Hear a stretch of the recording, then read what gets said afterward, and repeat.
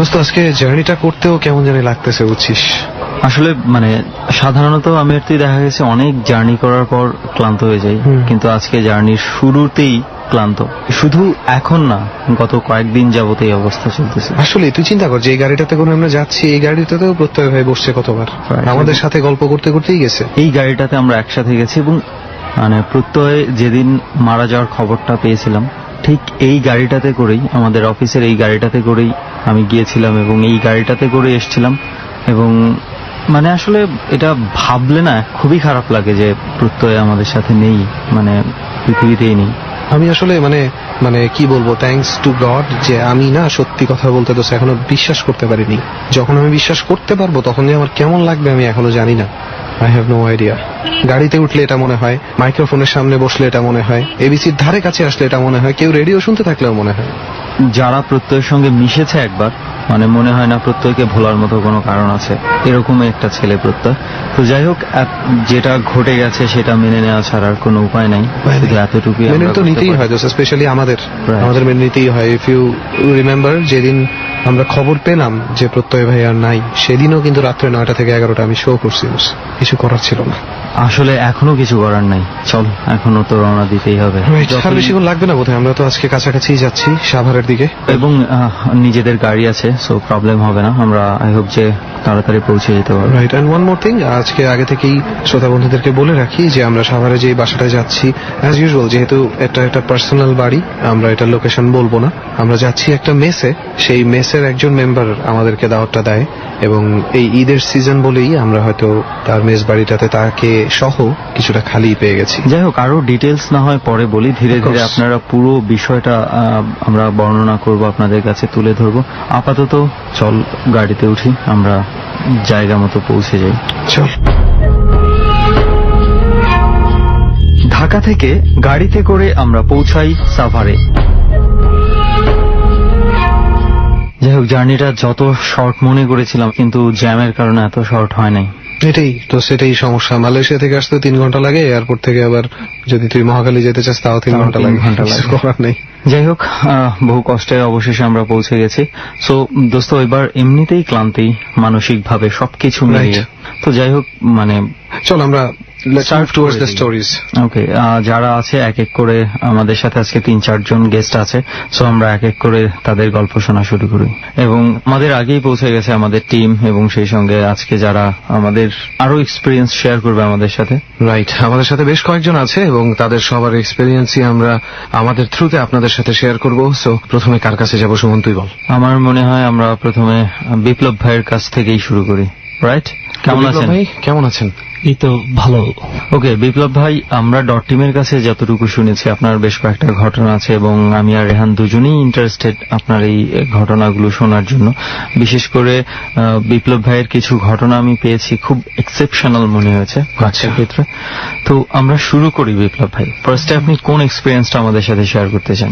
আমার বড় ভাইয়ের সাথে যে ঘটনাটা করছে ওইটাই আমি আগে শেয়ার করতে চাচ্ছি। তার আগে একটু বলেন আমাদেরকে যে আপনি কোথায় থাকেন, কি করেন। রাইট, এটাই জিজ্ঞেস করতে চাচ্ছি। আমি শাহজাদপুর থাকি, ওখানে আর কি বড় হওয়া, আর আমি একটা ব্রডব্যান্ডের ব্যবসা করি আর কি। আচ্ছা, আর আপনার সাথে যে এক্সপিরিয়েন্স গুলো বা আপনার ভাইয়ের সাথে যেটাই হোক, সেই ঘটনাগুলো কোথায়?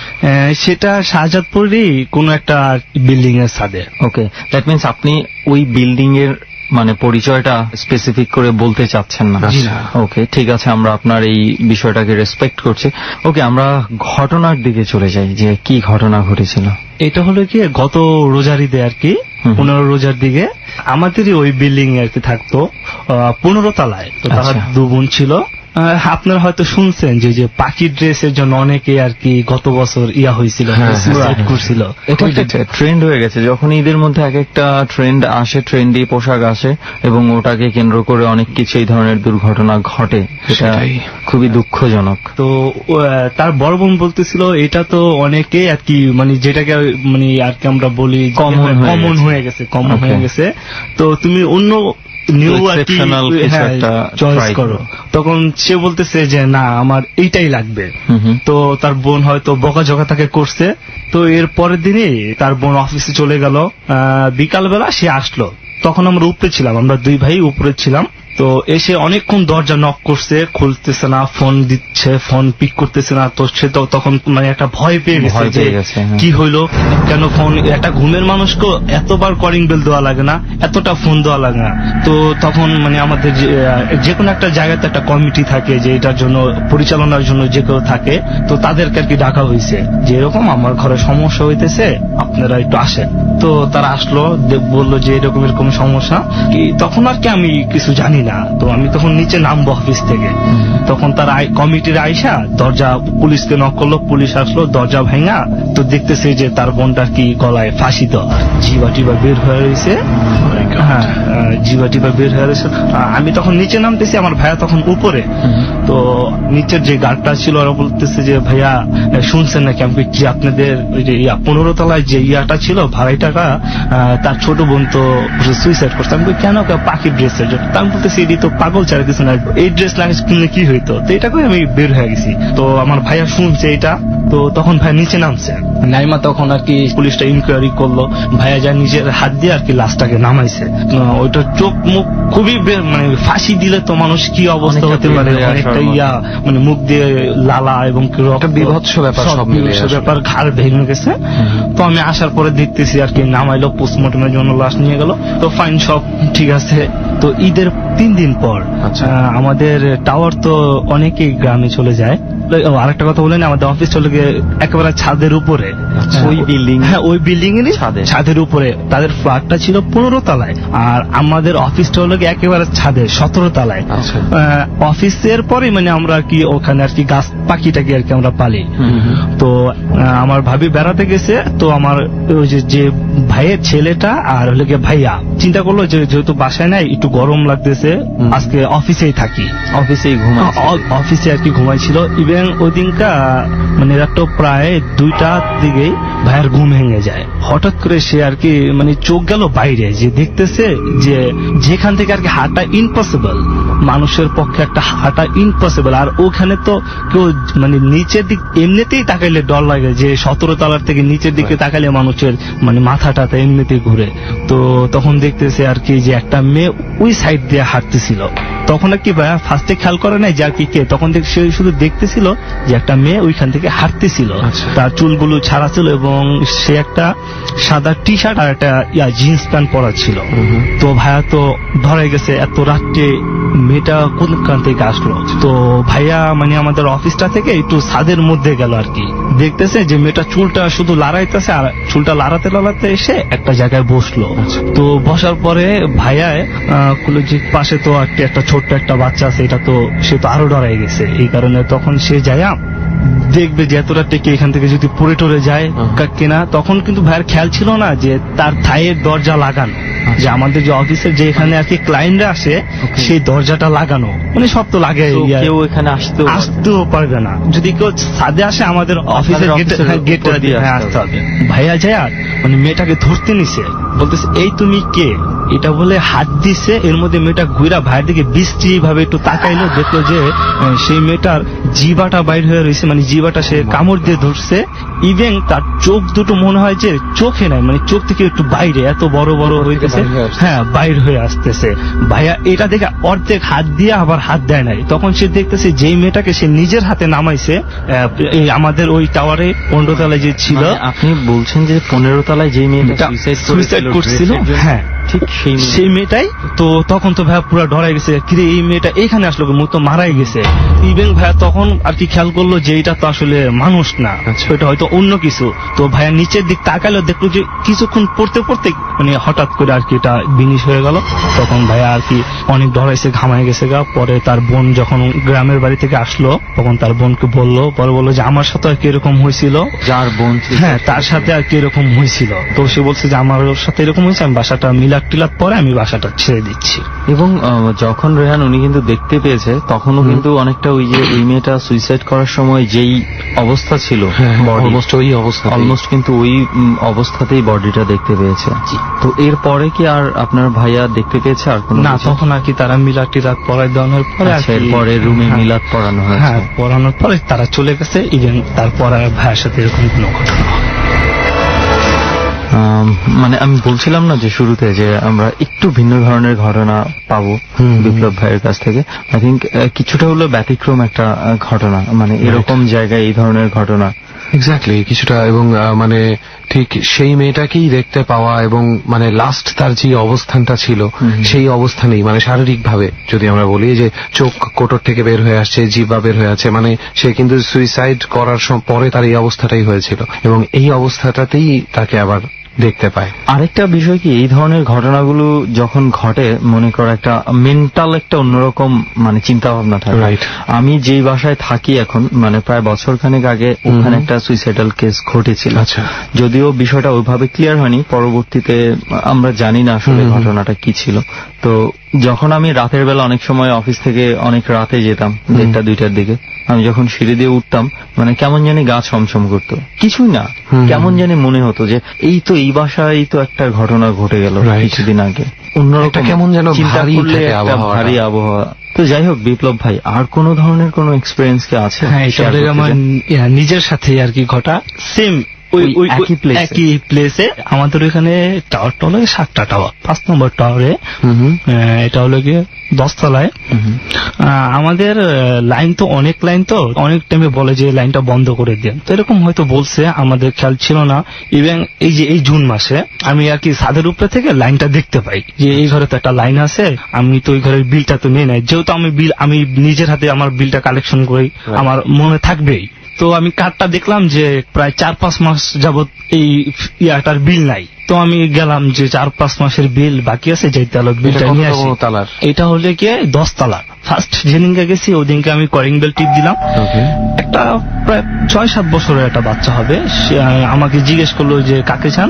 আমি বলতেছি আমি ইন্টারনেটের লোক, বিল নিতে আসি, একটু দাঁড়ান আসতেছি। তো মানে দরজাটা খোলা রাখছে, মানে বাইরে দরজার পাশে দাঁড়াইলে তো ঘরে কি আছে না আছে দেখা যায় আর কি। লোকজন একটা হাঁটা চলা গেছে, আলমারি রাখে বা সুকেস টুকেস এরকম কিছু রাখে, যে সিরামিক্সের জিনিস এরকম কিছু দেখলাম। তো আমি কোনো ইয়া করি না, আমি ওখানে দাঁড়াই রয়েছি। মানে কি আপনি দেখতে পেলেন মোটামুটি ফ্ল্যাটটা খালি আছে, শুধু একটা বাচ্চাই আর কি করিম খুললো। তো আমাকে ওই বাচ্চাটা রিপেট দিল ঘুরে আসা যে কালকে আসে। আমি বললাম যে আচ্ছা ঠিক আছে। আমি পরের দিনও গেলাম, সেম ওই বাচ্চাটাই আসলো। তো সে বললো যাচ্ছে একটু দাঁড়ান। তো আমি 1 মিনিটের মতন দাঁড়ালাম, সে ঘুরে আমাকে আবার বলতেছে যে আপনি কালকে আসেন। তো আমি পরে ওরে বললাম যে তোমার যদি বাসায় কেউ আর কি এরকম আর কি বললাম। মানে আপনি কি বললেন সেটা বুঝিনি, মানে আপনি সিনিয়র কাউকে ডাকতে বললেন? হ্যাঁ সিনিয়র বললাম যে ও বললো যে কালকেই আসেন আপনি, মানে ও আর অন্য কোনো কথা বললো না। বাট জাস্ট আমি যখন 3 দিন ওদিনকে আমি বললাম যে আজকে যদি কেউ না আসে তাহলে ওদের লাইনই কাইটা দিব। পরে আবার গেলাম, তো বাচ্চাটা মনে করেন যে আবার আসে দৌড়া কলিং বেল টিপ দিচ্ছে, সেম ওই বাচ্চাটাই আবার এসে দরজাটা খুলছে। আমি বললাম যে আজকে বিলটা দিতে হবে। আচ্ছা, তো বলতেছে আচ্ছা একটু দাঁড়ান আমি আসতেছি। ঘুরে আইসায় সেই একই কথা যে কালকে আসেন, তাদের সাথে খারাপ বিহেভ করা যাবে না যেহেতু তারা আমাদের ক্লায়েন্ট। তো আমি বললাম যে আচ্ছা ঠিক আছে কালকে আসবো। পরে আমি উপরে যা ভাইরে বললাম, পরে ভাই বলতেছে ঠিক আছে যেহেতু বলছে একটা ক্লায়েন্ট, বলতেই পারে সমস্যা থাকতেই পারে। আমি পরের দিন যখন গেলাম সেদিনকার দরজাটা আর কি বন্ধ পাইলাম। ওই দিনকে আমি 2-3 বার গেছি, বন্ধ।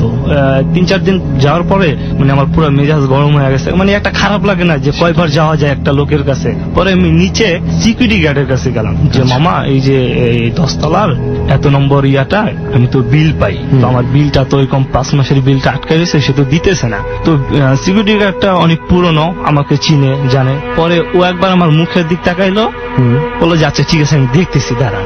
ফ্ল্যাটে যারা খালি হয়ে যায় ওইটা একটা এন্ট্রি থাকে যে এত নম্বর ফ্ল্যাটটা খালি আছে, ওইটার জন্য টুলেটও আছে লাগানো। তো আমাকে বলতেছে যে আমার মুখের দিক তাকায় কয় তুমি কি ওইটাতেই গেছিলা নাকি 10 তলার ওইটাই নাকি? আমি বললাম যে হ্যাঁ ওই ফ্ল্যাটটাই। তো বললো যে তুমি ভালো করে দেখো। আমি বললাম আরে আমি তো সব ফ্ল্যাটই তো আমি চিনি। ওইটা তো আজকে 3 মাস যাবত বন্ধ, তুমি ওই ফ্ল্যাটে কাকে দেখো? বন্ধ মানে খালি মানে ভয়। ওইটা তো আজকে 3 মাস যাবত বন্ধ, তুমি ওই ফ্ল্যাটে কাকে দেখো? বন্ধ মানে খালি মানে ওইটার কোনো লোক। তাহলে ওই বাচ্চাটা এটা তো ভাইয়া আমি বলতে পারবো না। আচ্ছা আমাকে একটু বলেন তো, যেই ঘরটা তালা দেয়া ছিল এটা কি এই চাবিটা সোসাইটির অফিসেই ছিল? জি সোসাইটির অফিসে ছিল। ওকে, এটা হলে কি দুজন, কোম্পানির যেটা থাকে ওটা হলে কোম্পানির চাবিটা কোম্পানির কাছে থাকে, আর যারা মানে জায়গার ল্যান্ডওনার মালিকরা তাদের চাবিটা তাদের ম্যানেজারদের কাছে আর কি থাকে। তো ওইটা হলো গিয়ে কোম্পানির ফ্ল্যাট ছিল, আমার চাবিটা ওদের কাছেই ছিল এবং সো কেউ যদি যে খুলতো তাহলে ওরা ইনফর্ম থাকতো, যেহেতু ওরাও ইনফর্ম না, বিষয়টা তো অন্যরকম। যে পরে ভাই আমি মানে একটা জিনিস পরে লক্ষ্য করলাম যে ওই ছেলেটা আর কি মানে আমি 3 দিনই যেই ড্রেসটাই ও পরে আসছিল ওই ড্রেসটা আর কি পরে আসছে। আচ্ছা, পরবর্তীতে দারোয়ান আপনাকে কিছু বলেনি ওই ফ্ল্যাটে আসলে কারা থাকতো আগে? হ্যাঁ, ওইটা তো বললো যে তারা তো 4 মাস আগেই তারা চলে গেছে। সেই 4 মাস যারা চলে গেছে সেই ফ্যামিলিতে কি কোনো বাচ্চা ছিল? তাদের এইটা আমি আর কি যে আমি এমনিতেই ডরে গেছি।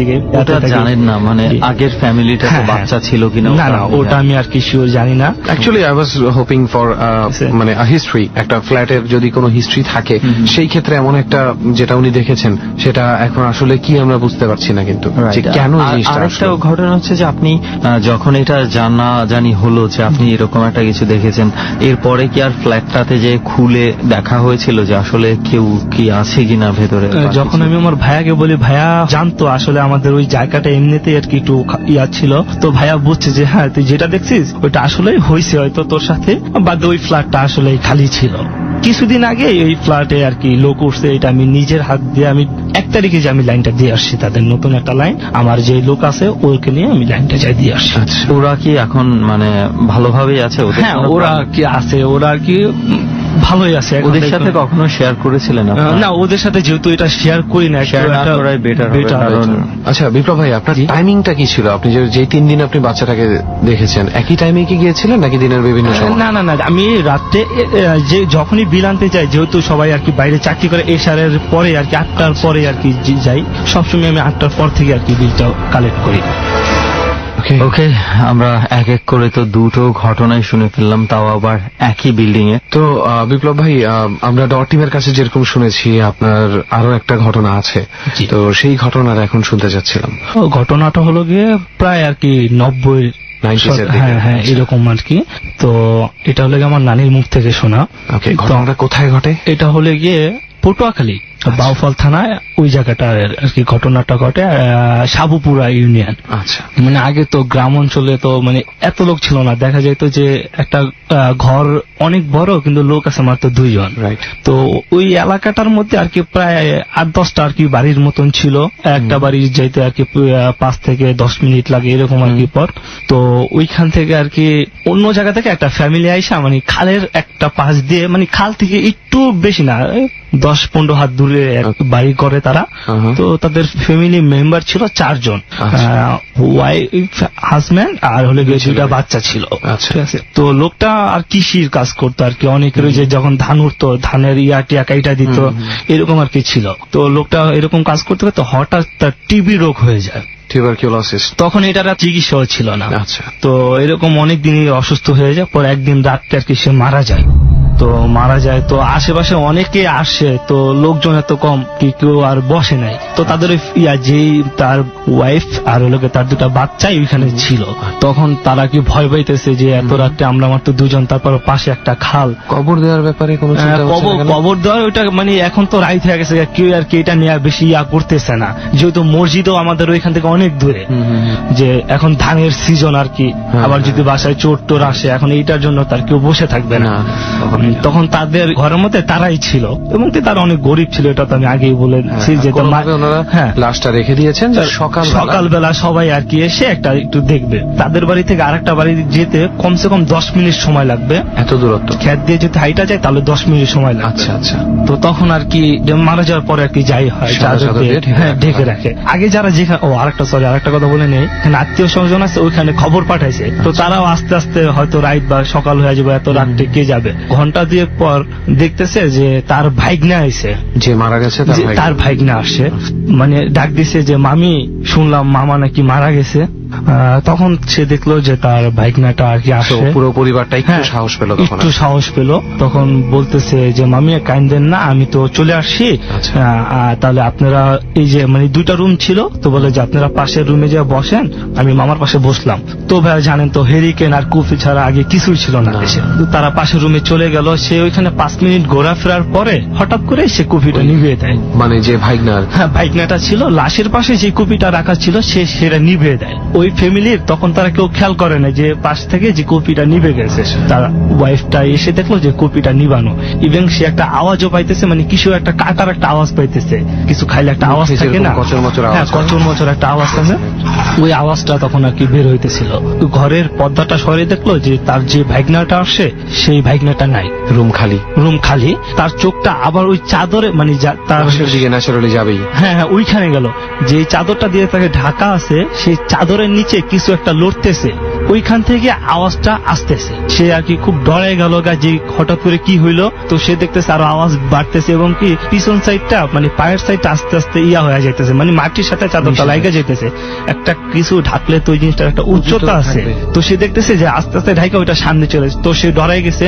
সে তার বাচ্চাদেরকে নিয়ে অন্য একটা মানে সে দৌড়াতে একটা বাড়িতে গেল। তো সেইখানে গিয়ে আর কি বললো যে এরকম আমাদের বাসায় এরকম একটা, আমার স্বামী তো মারা গেছে এটা তো আপনারা জানেন, তো এরকম একটা কিছু আসে। তো তখন ওই বাড়ি থেকে রিপিট দিল, মানে যে বাড়িতে গেছে ওই বাড়ি থেকে তারা রিপিট দিল আসলে তোমাদের বাড়িতে বোধহয় বেরমদৈত্য আসছে, নাকি অনেক খালের পাশে নাকি আর কি মানুষ মারা টারা গেলে, এটা আঞ্চলিক ভাষায় ওখানে এই নামে ডাকা হয় আর কি। এটাকে আর কি অনেকে মানুষ চক্ষু বলে বা অনেকে বেরমদৈত্য বলে। তোমাদের বাসায় বেরমদৈত্য আসছে, তোমরা আমাদের বাসায় থাইকো না, তোমরা পাশে অন্য বাড়ি আছে ওই বাড়িতে চলে যাওয়া, এখানে আসলে আমাদেরকে হয়তো কোনো সমস্যা করতে পারে। তখন আর ওই বাড়িটা থেকে আবার ওইখান থেকে আবার 10 মিনিট দৌড়াইতে ওই পাশে আরেকটা বাড়ি ছিল ওই বাড়িতে গেল। তখন তাদেরকে বললো যে দেখেন আমাদেরকে একটু বাঁচান, ঠিক আছে, আমাদের এরকম আমার স্বামীর সাথে এরকম আমাদের সাথে এরকম ঘটনাটা ঘটছে, আমাদেরকে একটু বাঁচান। তখন সে বললো যে দেখো আমাদের ঘরে আইসো না, পাশে গোয়াল ঘর আছে, তুমি পারলে ওই গোয়াল ঘরে যায় থাকো, ঠিক আছে। তখন আর কি সেই গোয়াল ঘরে তারা যে বসলো, যেহেতু ওখানে একটু আলো ছিল একটু বসলো, তো ওই জিনিসটাও তাদের পিছে পিছে দৌড় করে। তখন আর কি ওই গোয়ালঘরটার মধ্যে আর কি তারা ওই রাতটায় আর কি থাকে। আচ্ছা। পরের দিন সকালবেলা হয়, অনেক লোকজন আসে, এবং আপনি ওখানে যায় সবাই যায়, তার শুধু হাড়গোড় ছাড়া তার স্বামীর কিছুটা আর কি হাড়গোড় এবং কি ওই যে রক্ত ব্লাডের কিছু মানে থলি মানে যেমন জমাট বেঁধে থাকে ওটি ছাড়া আর কিচ্ছু নেই। মাই গুডনেস, আসলে মানে ইভেন তার ওই ভাইগনা যদি না আসতো তাহলে আমি ধরে নিতাম যে হয়তো পশু পাখিও এটা করতে পারে। রাইট, সেটাই। এটা যদি একদম কাউকে দেখা না যেত, কারণ ভাইগনার তো আর পরবর্তীতে কোনো কিছু আমরা পেলামই না। ট্রু। আর ওই ভাইগনা কি পরবর্তীতে আবার এসেছিল নিজে থেকে? না, সে আসে নাই। আর তখন আশেপাশে ওই বাড়িটার আশেপাশে আর কোনো বাড়ি ছিল না? কোনো বাড়ি ছিল না। আমি তো বললাম যে ভাইয়া যে ওই বাড়ি থেকে 10 মিনিট, যদি আপনার গ্রামের মধ্যে 10 মিনিট দূরত্বে, মানে হচ্ছে অনেক গ্যাপ, ডিস্টেন্সটা হিউজ ডিস্টেন্স। ওকে, আসলে ভাগ্য, সবই ভাগ্য। আশেপাশে কেউ থাকার না হলে 10 মিনিট কেন 1 মিনিটের দূরত্বে কেউ থাকলেও তাকে খুঁজে পাওয়া যায় না। এটা হচ্ছে মূল কথা। যাই হোক, থ্যাংক ইউ বিপ্লব ভাই আপনার এক্সপিরিয়েন্স গুলো আমাদের সাথে শেয়ার করার জন্য। রেহান, চল, আরো একজন আছে অপেক্ষা করছে, এবার আমরা ওনার কাছে চলে যাই, ওনার ঘটনাটা একটু শুনি। প্রথমে একটু নিশ্চয়ই পরিচয়টা জানা উচিত, আপনার কাছ থেকেই জানি আপনার পরিচয়। জি, আমি সানি বলছিলাম, নাটোর মাতনগর থেকে। কোথায় নাটোর? মাতনগর। ওকে, কিন্তু আপাতত আপনি এখন তো ঢাকাতেই থাকেন? হ্যাঁ, ঢাকাতেই প্রধানমন্ত্রীর কার্যালয়ে আপনি জব করেন। ওকে, তো আমরা ডট টিমের কাছে যেটা শুনেছিলাম যে আপনার বেশ কয়েকটা এক্সপিরিয়েন্স আছে, যে এক্সপিরিয়েন্স গুলো আপনি ডরে এসে শেয়ার করতে চেয়েছিলেন এবং আপনি চান যে সেটা সবাই জানুক। সো আমরা আপনাকে ইনভাইট করেছি, আপনি আজকে আমাদের এই জার্নিতে এত দূরে এসছেন। আমরা শুরু করি তাহলে। প্রথমে কোন এক্সপিরিয়েন্সটা আপনি আমাদের সাথে শেয়ার করতে চান? আমার ভাবির ঘটনা দিয়ে শুরু করি। ওকে, কত বছর আগের ঘটনাটা? ঘটনাটা 2009 সালে। ওকে, ঠিক আছে, তাহলে একটু শুরু থেকে আমাদেরকে বলেন যে কি ছিল ঘটনাটা। আচ্ছা, ঘটনা 2009 সালে দুপুর 12টা-1টার দিকে ঘটনা। তো আমাদের বাড়ির পাশে একটা ধান ক্ষেত আছে, তো ওখানে স্বাভাবিকভাবে বেড়াটা বা কোনো কিছু দেওয়া ছিল না প্রোটেক্টের জন্য। তো দুপুরের দিকে আমার ভাবি একটু বাইরে আসে, সে দেখতেছে ছাগল ধান খাচ্ছে। তো স্বাভাবিকভাবে সে গেছে ছাগলকে তাড়ানোর জন্য। এটা তো নাটোরেই ঘটেছে? হ্যাঁ, নাটোরে আমার দেশের বাড়িতেই। আচ্ছা। তো ওখানে গেছে তাড়ানোর জন্য। তো তখন আমি বাসায় ছিলাম না। আম্মু বললো যে তাড়ানোর জন্য গেছে, কিন্তু উল্টো করছে কি, ছাগলটা তারা তাড়া করছে। তাড়া করে একবারে বাসার মানে আমাদের বাসার যে মেইন গেট ওখান পর্যন্ত তাড়া করে নিয়ে আসছে। আসার পরে সে তার ঘরে গেছে, ঘরে যে শুয়ে সেন্সলেস হয়ে গেছে, তার জ্ঞান নাই। তখন আমি বাসায় আসছি, দেখি আম্মুরা ভাবির রুমে আছে, তাড়াহুড়া করতেছে। কি ব্যাপার, কি হয়েছে? বলতেছে ও সেন্সলেস হয়ে গেছে, এরকম হঠাৎ করে বাড়ি থেকে দৌড়া আসলো, আসার পরে এরকম সেন্সলেস হয়ে গেছে, অন্যরকম করতেছে, চোখ মুখ লাল হয়ে গেছে, ফুলে গেছে, তারপরে নর্মালের মতো শুরু করে ফেলছে। তারপরে কি ব্যাপার, এরকম কি জন্য হচ্ছে, কি আসার বিষয়? দেখা যাচ্ছে আধা ঘন্টা পরে তার সেন্স ফিরছে, বলতেছে আমাকে তাড়া করছে। ভাবি বলতেছে যে আমাকে তাড়া করছে। কি তাড়া করছে? আমাকে তাড়া করে নিয়ে আসছে, আমি জানি না, আমাকে তাড়া করে নিয়ে আসছে। আর আম্মা বলতেছে আমি দেখলাম একটা ছাগলটাকে তাড়া করছে। বলছে না, আমি একটা তাড়া করে নিয়ে আসছে, আমার খুবই ভয় লাগছে। এরকম হওয়ার পরে চলতেছে বিকেল, তারপরও সে স্বাভাবিক অবস্থায় ফিরে না। এরপর আম্মু বলতে এরকম আমাদের জায়গাটা খুব খারাপ, হয়তো কোনো সমস্যা হইতে পারে, এগুলো যারা জিন বা কোনো এফেক্ট হইতে পারে। জায়গাটা খারাপ বলতে আপনি বোঝাতে যাচ্ছেন আপনারা যে এলাকাটার কথা বলছেন, যেখানে আমার বাড়ির পাশে হন্টেড প্লেস, এটা এই ধরনের ঘটনা প্রায় ঘটে? হ্যাঁ হ্যাঁ। আচ্ছা। পরে আম্মু বলতেছে এই জায়গা তো সমস্যা হয়, আবার দেখা যাচ্ছে আমাদের সাথেই পুকুর আছে, পুকুরের মধ্যেও সমস্যা ঘটে মাঝে মধ্যে।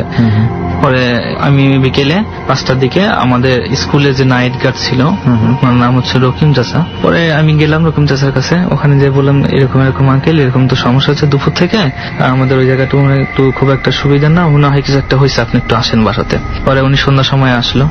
আপনারা এই সময় ডাক্তারের সাথে যোগাযোগ করার চেষ্টা করেননি? না, তার এগুলো মানে ডাক্তারের মতো যোগাযোগ করার মধ্যে কোনো সিমটম গুলো দেখে আপনারা বুঝতে পারছেন হ্যাঁ অন্য কিছু হবে এই ধরনের কিছু। উনি আসলো সন্ধ্যার সময় মাগরিবের নামাজের পরে। আসার পরে উনি ওনার মতো করে সবকিছু আমার ভাবিকে সামনে নিয়ে বসলো, ওনার মতো করে ওনার যা কিছু বলার পরে সে ওইটাকে হাজির করছে। আমরা সাইডে বসা ছিলাম। তো বলতেছে কি তুমি কিভাবে আসছো, কি সমস্যা? বলতেছে আমি ওই জায়গায় দুপুরে ধান খেতে গেছিলাম, ওই মানে জিনটা বলতেছে, মানে আপনার ভাবির উপর হাজির করা হয়েছে। পরে ওর নামও জানা গেছে। তুমি কি জন্য ধরছে? আমি ধান খাচ্ছিলাম, ও আমার তাড়াই দিছে, আমি ক্ষুধা লাগছে ধান খাচ্ছিলাম, ও তাড়াই দিছে, ওই জন্য আমি তাড়া করছি। ঠিক আছে, তাড়া করছে তো স্বাভাবিক অবস্থা, ও ধান খেলে তাড়াবেই তো, তুমি এরকম করার কারণ কি, সমস্যা করার কারণ কি?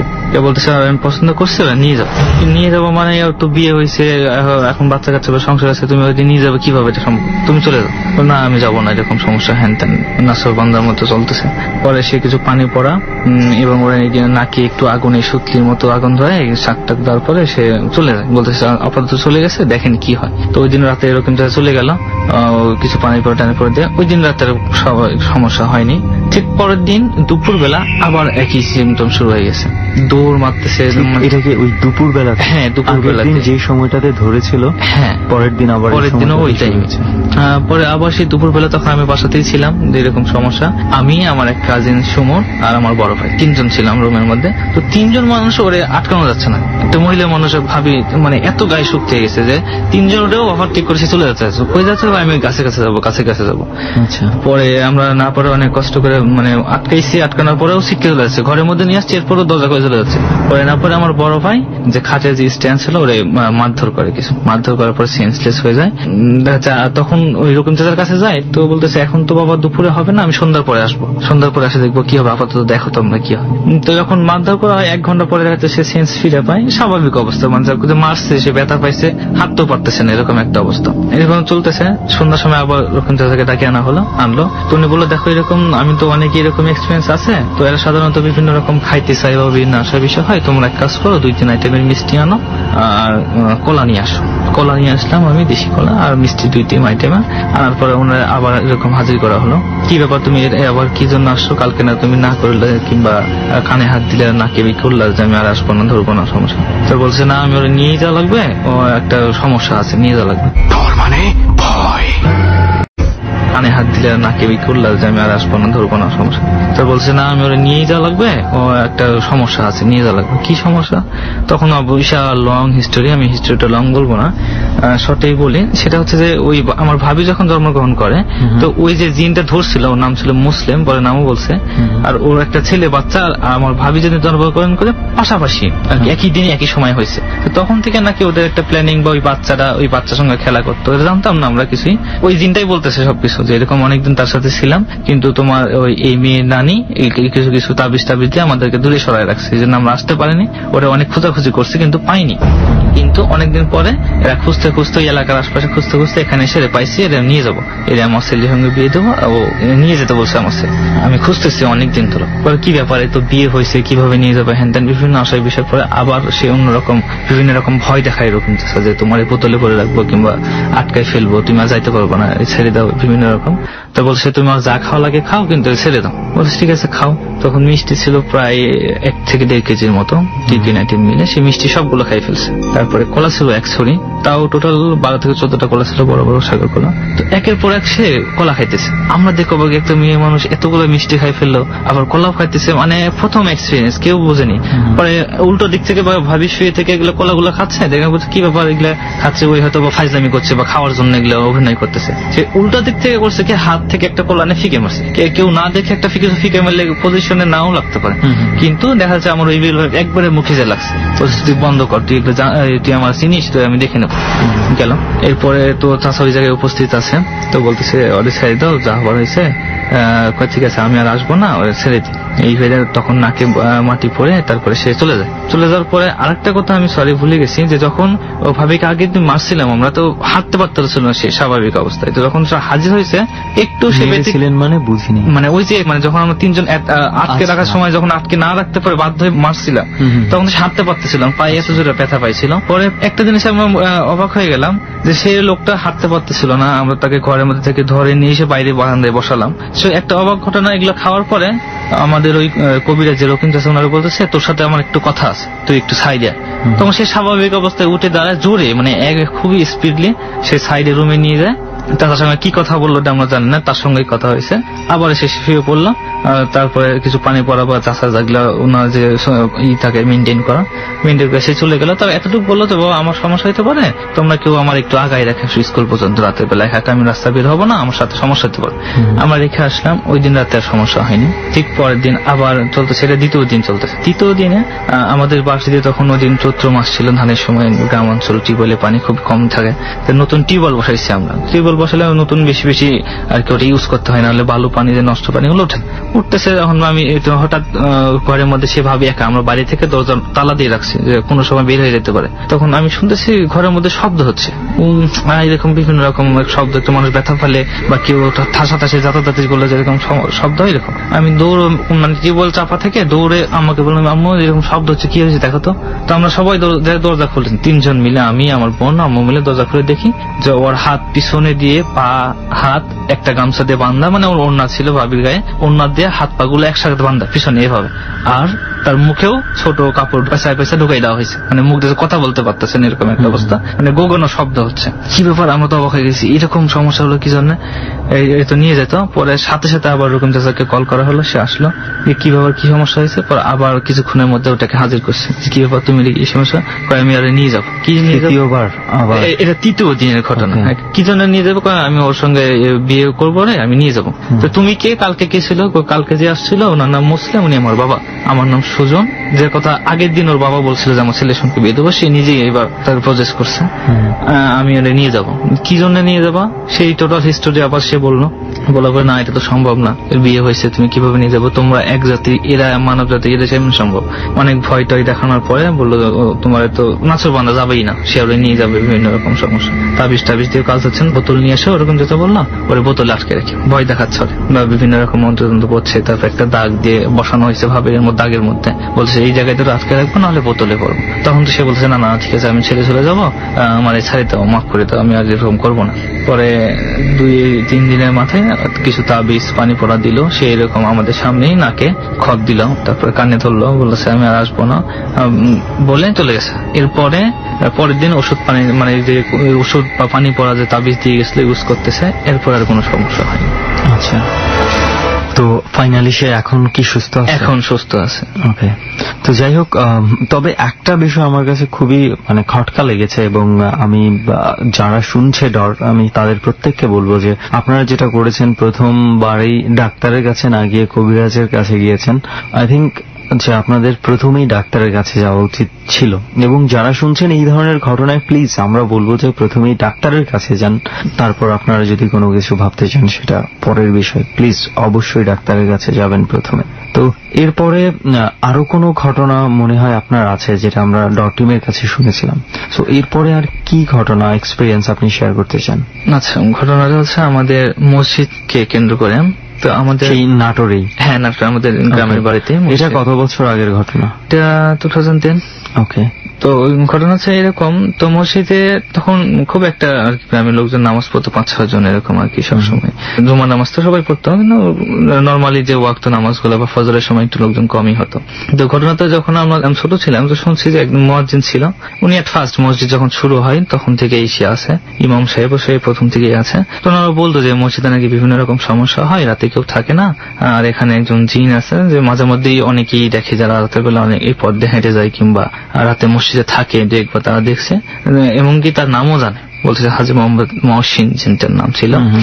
তো এরকম থাকে, তো তোমরা কেউ রাতের বেলা এরকম এদিকে আসো না বা বেশি রাতের মসজিদে নামাজ পড়া ঠিক না। ইমাম সাহেব বলতো আপনাদেরকে? হ্যাঁ, ইমাম সাহেব বলতো। আচ্ছা। তো এরকম স্বাভাবিক অবস্থায় সবকিছু চলতেছে।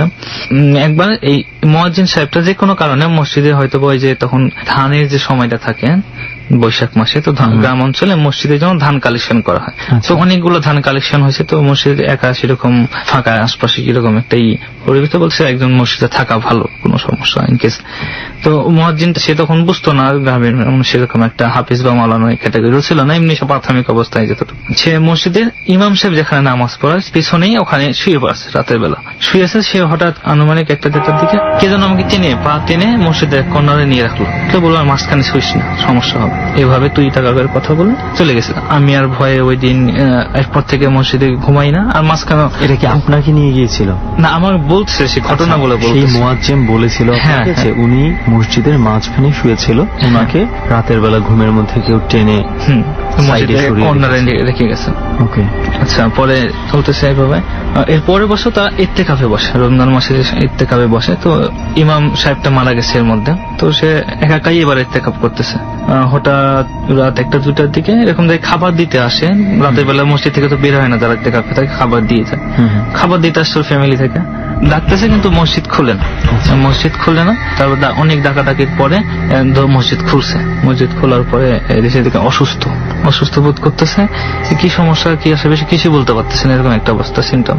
পরের দিন সকালে বাসায় নিয়ে যাওয়া হয়। এরপরে টানা তার প্রসাব পায়খানা অনেক দিনই বন্ধ ছিল, ডাক্তারের কোনো চিকিৎসায় কাজে লাগতেছে না, বা কবিরাজও দেখাচ্ছে গিয়েও বুঝতেছে না। তো একটা কবিরাজ বলছে যে উনি মসজিদে ঘুমাইতেন। হ্যাঁ, মসজিদেই ছিল, ইত্তেকাফে ছিল। মসজিদের যে কোনো একটা আদব বা ওই জায়গায় একটা ভালো জিনিস আছে, কিন্তু ওনার কোনো বেয়াদবি করছে ওনার সঙ্গে, যে জন্য ওনার শাস্তি হয়েছে, একটা শাস্তি দিছে বা ওনার কোনো কিছু একটা করছে। এরপরেও অনেকদিন পরে সে আর কি এরকম অসুস্থ থাকা অবস্থায় মারা যায়, কিন্তু তার রোগটা সারে নাই। সে একবারে শুকাইতে শুকাইতে কঙ্কালের মতো হয়ে গেছে, এরকম একটা অবস্থা। যার ফিগার ছিল অনেক সুন্দর, একবারে সেই লোকটা শুকাইতে শুকাইতে শেষ পর্যন্ত মারাই গেছে। তো এর মাঝামাঝি অবস্থা তখন আমি পড়ালেখার পাশাপাশি দেখা যায় নামাজ পড়ি। তো পরে আমি মুয়াজ্জিনের কাজটাও একটু দায়িত্ব নিই, মাঝে মধ্যে নামাজ পড়ে তারপরে আজান দিই ফজরের সময়। এই সময় মুয়াজ্জিন নিয়োগ হয়নি তখন। হচ্ছে আমি ফজরের সময় বাসা থেকে বের হয়েছি, যে আমাদের বাসার এলাকাটা খুবই খারাপ ছিল, আশপাশে দেখা যায় বিভিন্ন রকম সমস্যা হতো, শুনতাম জানতাম এরকম আর কি। আপনাদের বাসা থেকে কতটুকু দূরে ছিল মসজিদটা? মসজিদটা এই তো খুব একটা বেশি দূরে না, মানে 5-7টা বাড়ির পরে আর কি, খুব পাশাপাশি। তারপরে এরকম চলতেছে। আমি ওরকম একদিন হঠাৎ ফজরের নামাজের সময় ফজরের আজান দেওয়ার জন্য আমি বের হয়েছি। তো আজান থেকে মিনিমাম আধা ঘন্টা 45 মিনিট আগেই বের হই। মসজিদ সবকিছু লাইটিং করা, তারপরে ঢাকা বা সূরা কিরাত পড়ার পরে আজান দেওয়া হয় ফিক্স টাইমে। তো বের হয়েছি, রাস্তার মধ্যে আমি আয়াতুল কুরসি পড়ে তারপরে মোবাইলে সূরা এগুলা রেকর্ড শুনতে শুনতে যাচ্ছি। তো যাওয়া অবস্থা একটা বাঁধছাড় পরে, বাজারের পাশে একটা তেঁতুল গাছ ছিল, ওইটা এখন নাই। তো ওখানে শুনছি নাকি একজন মুরব্বী দাঁড়ায় থাকে বা বসে থাকে, কখনো সময় এক এক রকম এক এক সিমটম কেউ দেখে। তো আমি দেখতেছি বাজারের মধ্যে একজন একবারে মাথায় একটা লোক বসা আছে, তার দাড়িটাও অনেক লম্বা ছিল এবং তার তসবি ধরতেছে, তসবিটা একবারে নিচ পর্যন্ত চলে আসছে, মানে মাটি থেকে তাও 2-3 গজ উপরে আছে এরকম। আচ্ছা, পরে একটা উপরে বসে মানে তসবি পড়তেছে, লম্বা তসবি অনেক। দেখলাম, দেখার পরে সালাম দিলাম, একবার সে নিচে তাকালাম, তাকায় আমি দোয়া টোয়া পড়তেছি সামনে আমাদের পারিবারিক অবস্থানের পরেই মসজিদ সাথে। তো সাইডে ক্রস দিয়ে রাস্তা দিয়ে আমি চলে যাচ্ছি। তো আশ্চর্যের বিষয় হলো, যখন আমি মসজিদে গেলাম, যে আমি আগের দিন রাতেও এশার নামাজ পড়ে সবকিছু তালা লাইট ফ্যান সুইচ অফ করে এরপরে মসজিদ থেকে বের হয়ে গেছি এবং মসজিদের চাবি আমার কাছেই আছে, আর কেউ এর কাছে নাই। আমি ঢুকে দেখি যে মসজিদের ঠিক ওই মাঝামাঝির যে ইমাম সাহেবের পিছনে জায়গাটা, ওইখানে একটা ডিম লাইট জ্বলতেছে এবং ফ্যান চলতেছে, নামাজ পড়তেছে, মনে হচ্ছে কেউ নামাজ পড়তেছে, এরকম একটা অবস্থা। তো আমি যাওয়ার পর এরকম রানিং চলতেছে, আমি কি তালা দেওয়া সবকিছু আমি বন্ধ করে গেলাম। এরপরে এরকম হওয়ার কারণটা কি, আমি যখন দরজা খুলে ভিতরে ঢুকি এরপরেই একটা গন্ধ পাই, আতরের সুগন্ধ পাই। আমার তখন মনে হয়েছে যে এত কোনো সমস্যা হচ্ছে এখন, বা শুনছিলাম এই জায়গায় একটা কিছু আছে বা মসজিদে, তো হয়তো মসজিদে নামাজ পড়তেছে আর আমি আজান দেওয়ার জন্য আসছি, খুব একটা আমি হয়নি। আবার দেখি শব্দ হচ্ছে, মানে পাশে যে আরেকটা, আমি এক সাইডে ঢুকছি, আরেক সাইডের দরজা দিয়ে শব্দ, মানে খট করে একটা শব্দ খুলে বের হলে কেউ এরকম মনে হয়েছে যে বের হয়েছে বা এরকম, তো বের হয়ে চলে গেল। আমি এরকম স্বাভাবিক অবস্থায় সবার সঙ্গে নামাজ টামাজ পড়ে আমরা বললাম যে এরকম ঘটনা আমি দেখছি, আজকে ফেস করছি, তো কি অবস্থা? তো বলছে এরকম স্বাভাবিক হয়, তো তুমি একটু আগে আসার দরকার নাই, আজানের কি একটু আগেই আসো, কিংবা দেখা যাচ্ছে পাশের মসজিদে আজান দিলে এরপরে তুমি এসে আজান দাও, বাড়ি তো কাছেই, খুব একটা আগে আসার দরকার নেই। এখন পর্যন্ত আমাদের মসজিদে রাতে কেউ থাকে না, এবং অনেকে যখন অনেক রাতে কেউ ওদিক দিয়ে যাইতে দেখে ধরেছে কেউ ওযু করতেছে কিংবা কেউ নামাজ পড়তেছে, এরকম আসলে কারো মানে মহল্লার কেউ না মহল্লার কেউ দেখতে পায় না। হ্যাঁ, মুরব্বী টাইপের লোক। তো এটা ছিল আপনার দ্বিতীয় এক্সপেরিয়েন্স যেটা আপনি আমাদের সাথে শেয়ার করলেন। তো আর কোনো এক্সপেরিয়েন্স কি আছে যেটা আপনি শেয়ার করতে চান আমাদের সাথে? ভাই, এখন যেটা বলবো, আমি আপনাকে আগেও বলছিলাম আমাদের বাসায় যে পাশেই যে পুকুরের ঘটনাটা, যেখানে আমার ভাবির প্রজেক্ট হয়েছিল, পাশে একটা পুকুর ছিল, এখন সেই ঘটনাগুলো বলছেন। তো পুকুরটা নিয়ে অনেক বড় কয়েকটা ঘটনা আছে, এখন পর্যন্ত চলে আর কি, মাঝে মধ্যে এরকম হয়। প্রথম যে বড় ঘটনাটা, এটা 2005-এর দিকে হয়। এর আগে পুকুরটা খুব কমই ইউজ হতো, এমনি মাছ চাষ করতো, খুব কম জেলেরা নামতো। কুরবানিদের সময় তো স্বাভাবিক অবস্থায় গ্রাম অঞ্চলে কুরবানি দেওয়ার পরে গরু যে ভুঁড়ি বা উদ্দিষ্ট গুলো পরিষ্কার করা যে এইগুলো ব্যবস্থাগুলো মহিলা মানুষেরা পুকুরেই করে থাকে সাধারণত। তো ওই পুকুরে করতেছে, হঠাৎ করে পুকুরে অনেক বেশি ঢেউ, সাগরের মতো ঢেউ হচ্ছে, বাতাস হচ্ছে, অনেক বাতাস হয়ে যাচ্ছে, তারপরে ঘূর্ণিঝড়ের মতো এক পর্যায়ে। কি আশেপাশে বাতাস ছিল নাকি? আশেপাশে না, শুধু পুকুরের মধ্যে চলছে ওই যখন। এবং আর একটা বিষয় হলো যে ওই যে মানে যে কর্নারে ভাবির ইফেক্ট অফ পয়জনটা হয়েছিল, ওই পাশে যে বাড়িগুলো ছিল, ওই বাড়ির লোকজনগুলো ওই কর্নারেই কাজগুলো করতেছিল, ধোয়াধুয়ি করছিল। হ্যাঁ, ধোয়াধুয়ি করছিল গরু এইগুলা। তো এরকম অবস্থায় দেখে ওই জায়গা থেকে ঢেউটা উঠে, এবং পুরো পুকুর আস্তে আস্তে ঢেউটা হয়। এরপরে ঘূর্ণিঝড়ের মতো বাতাসে পুরো পুকুরের এরিয়াটা ঘূর্ণা দেওয়ার পরে পাশে একটা তাল গাছ ছিল, তাল গাছে ওখানে যাই স্টপ হয়ে যায়।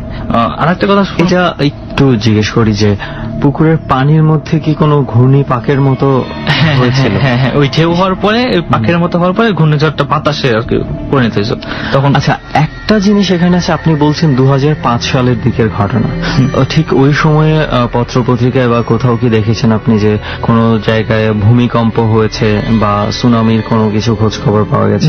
কোনো কিছু কি? কারণ আমরা যেটা জানি যে 2004 সালে একটা অনেক বড় ধরনের একটা ভূমিকম্প হয়েছিল, যেটার ফলে একটা সুনামিও হয়েছিল, লাখ লাখ লোক মারা গিয়েছিল, যে শ্রীলঙ্কাতে, বাংলাদেশে খুব একটা এফেক্ট আসেনি।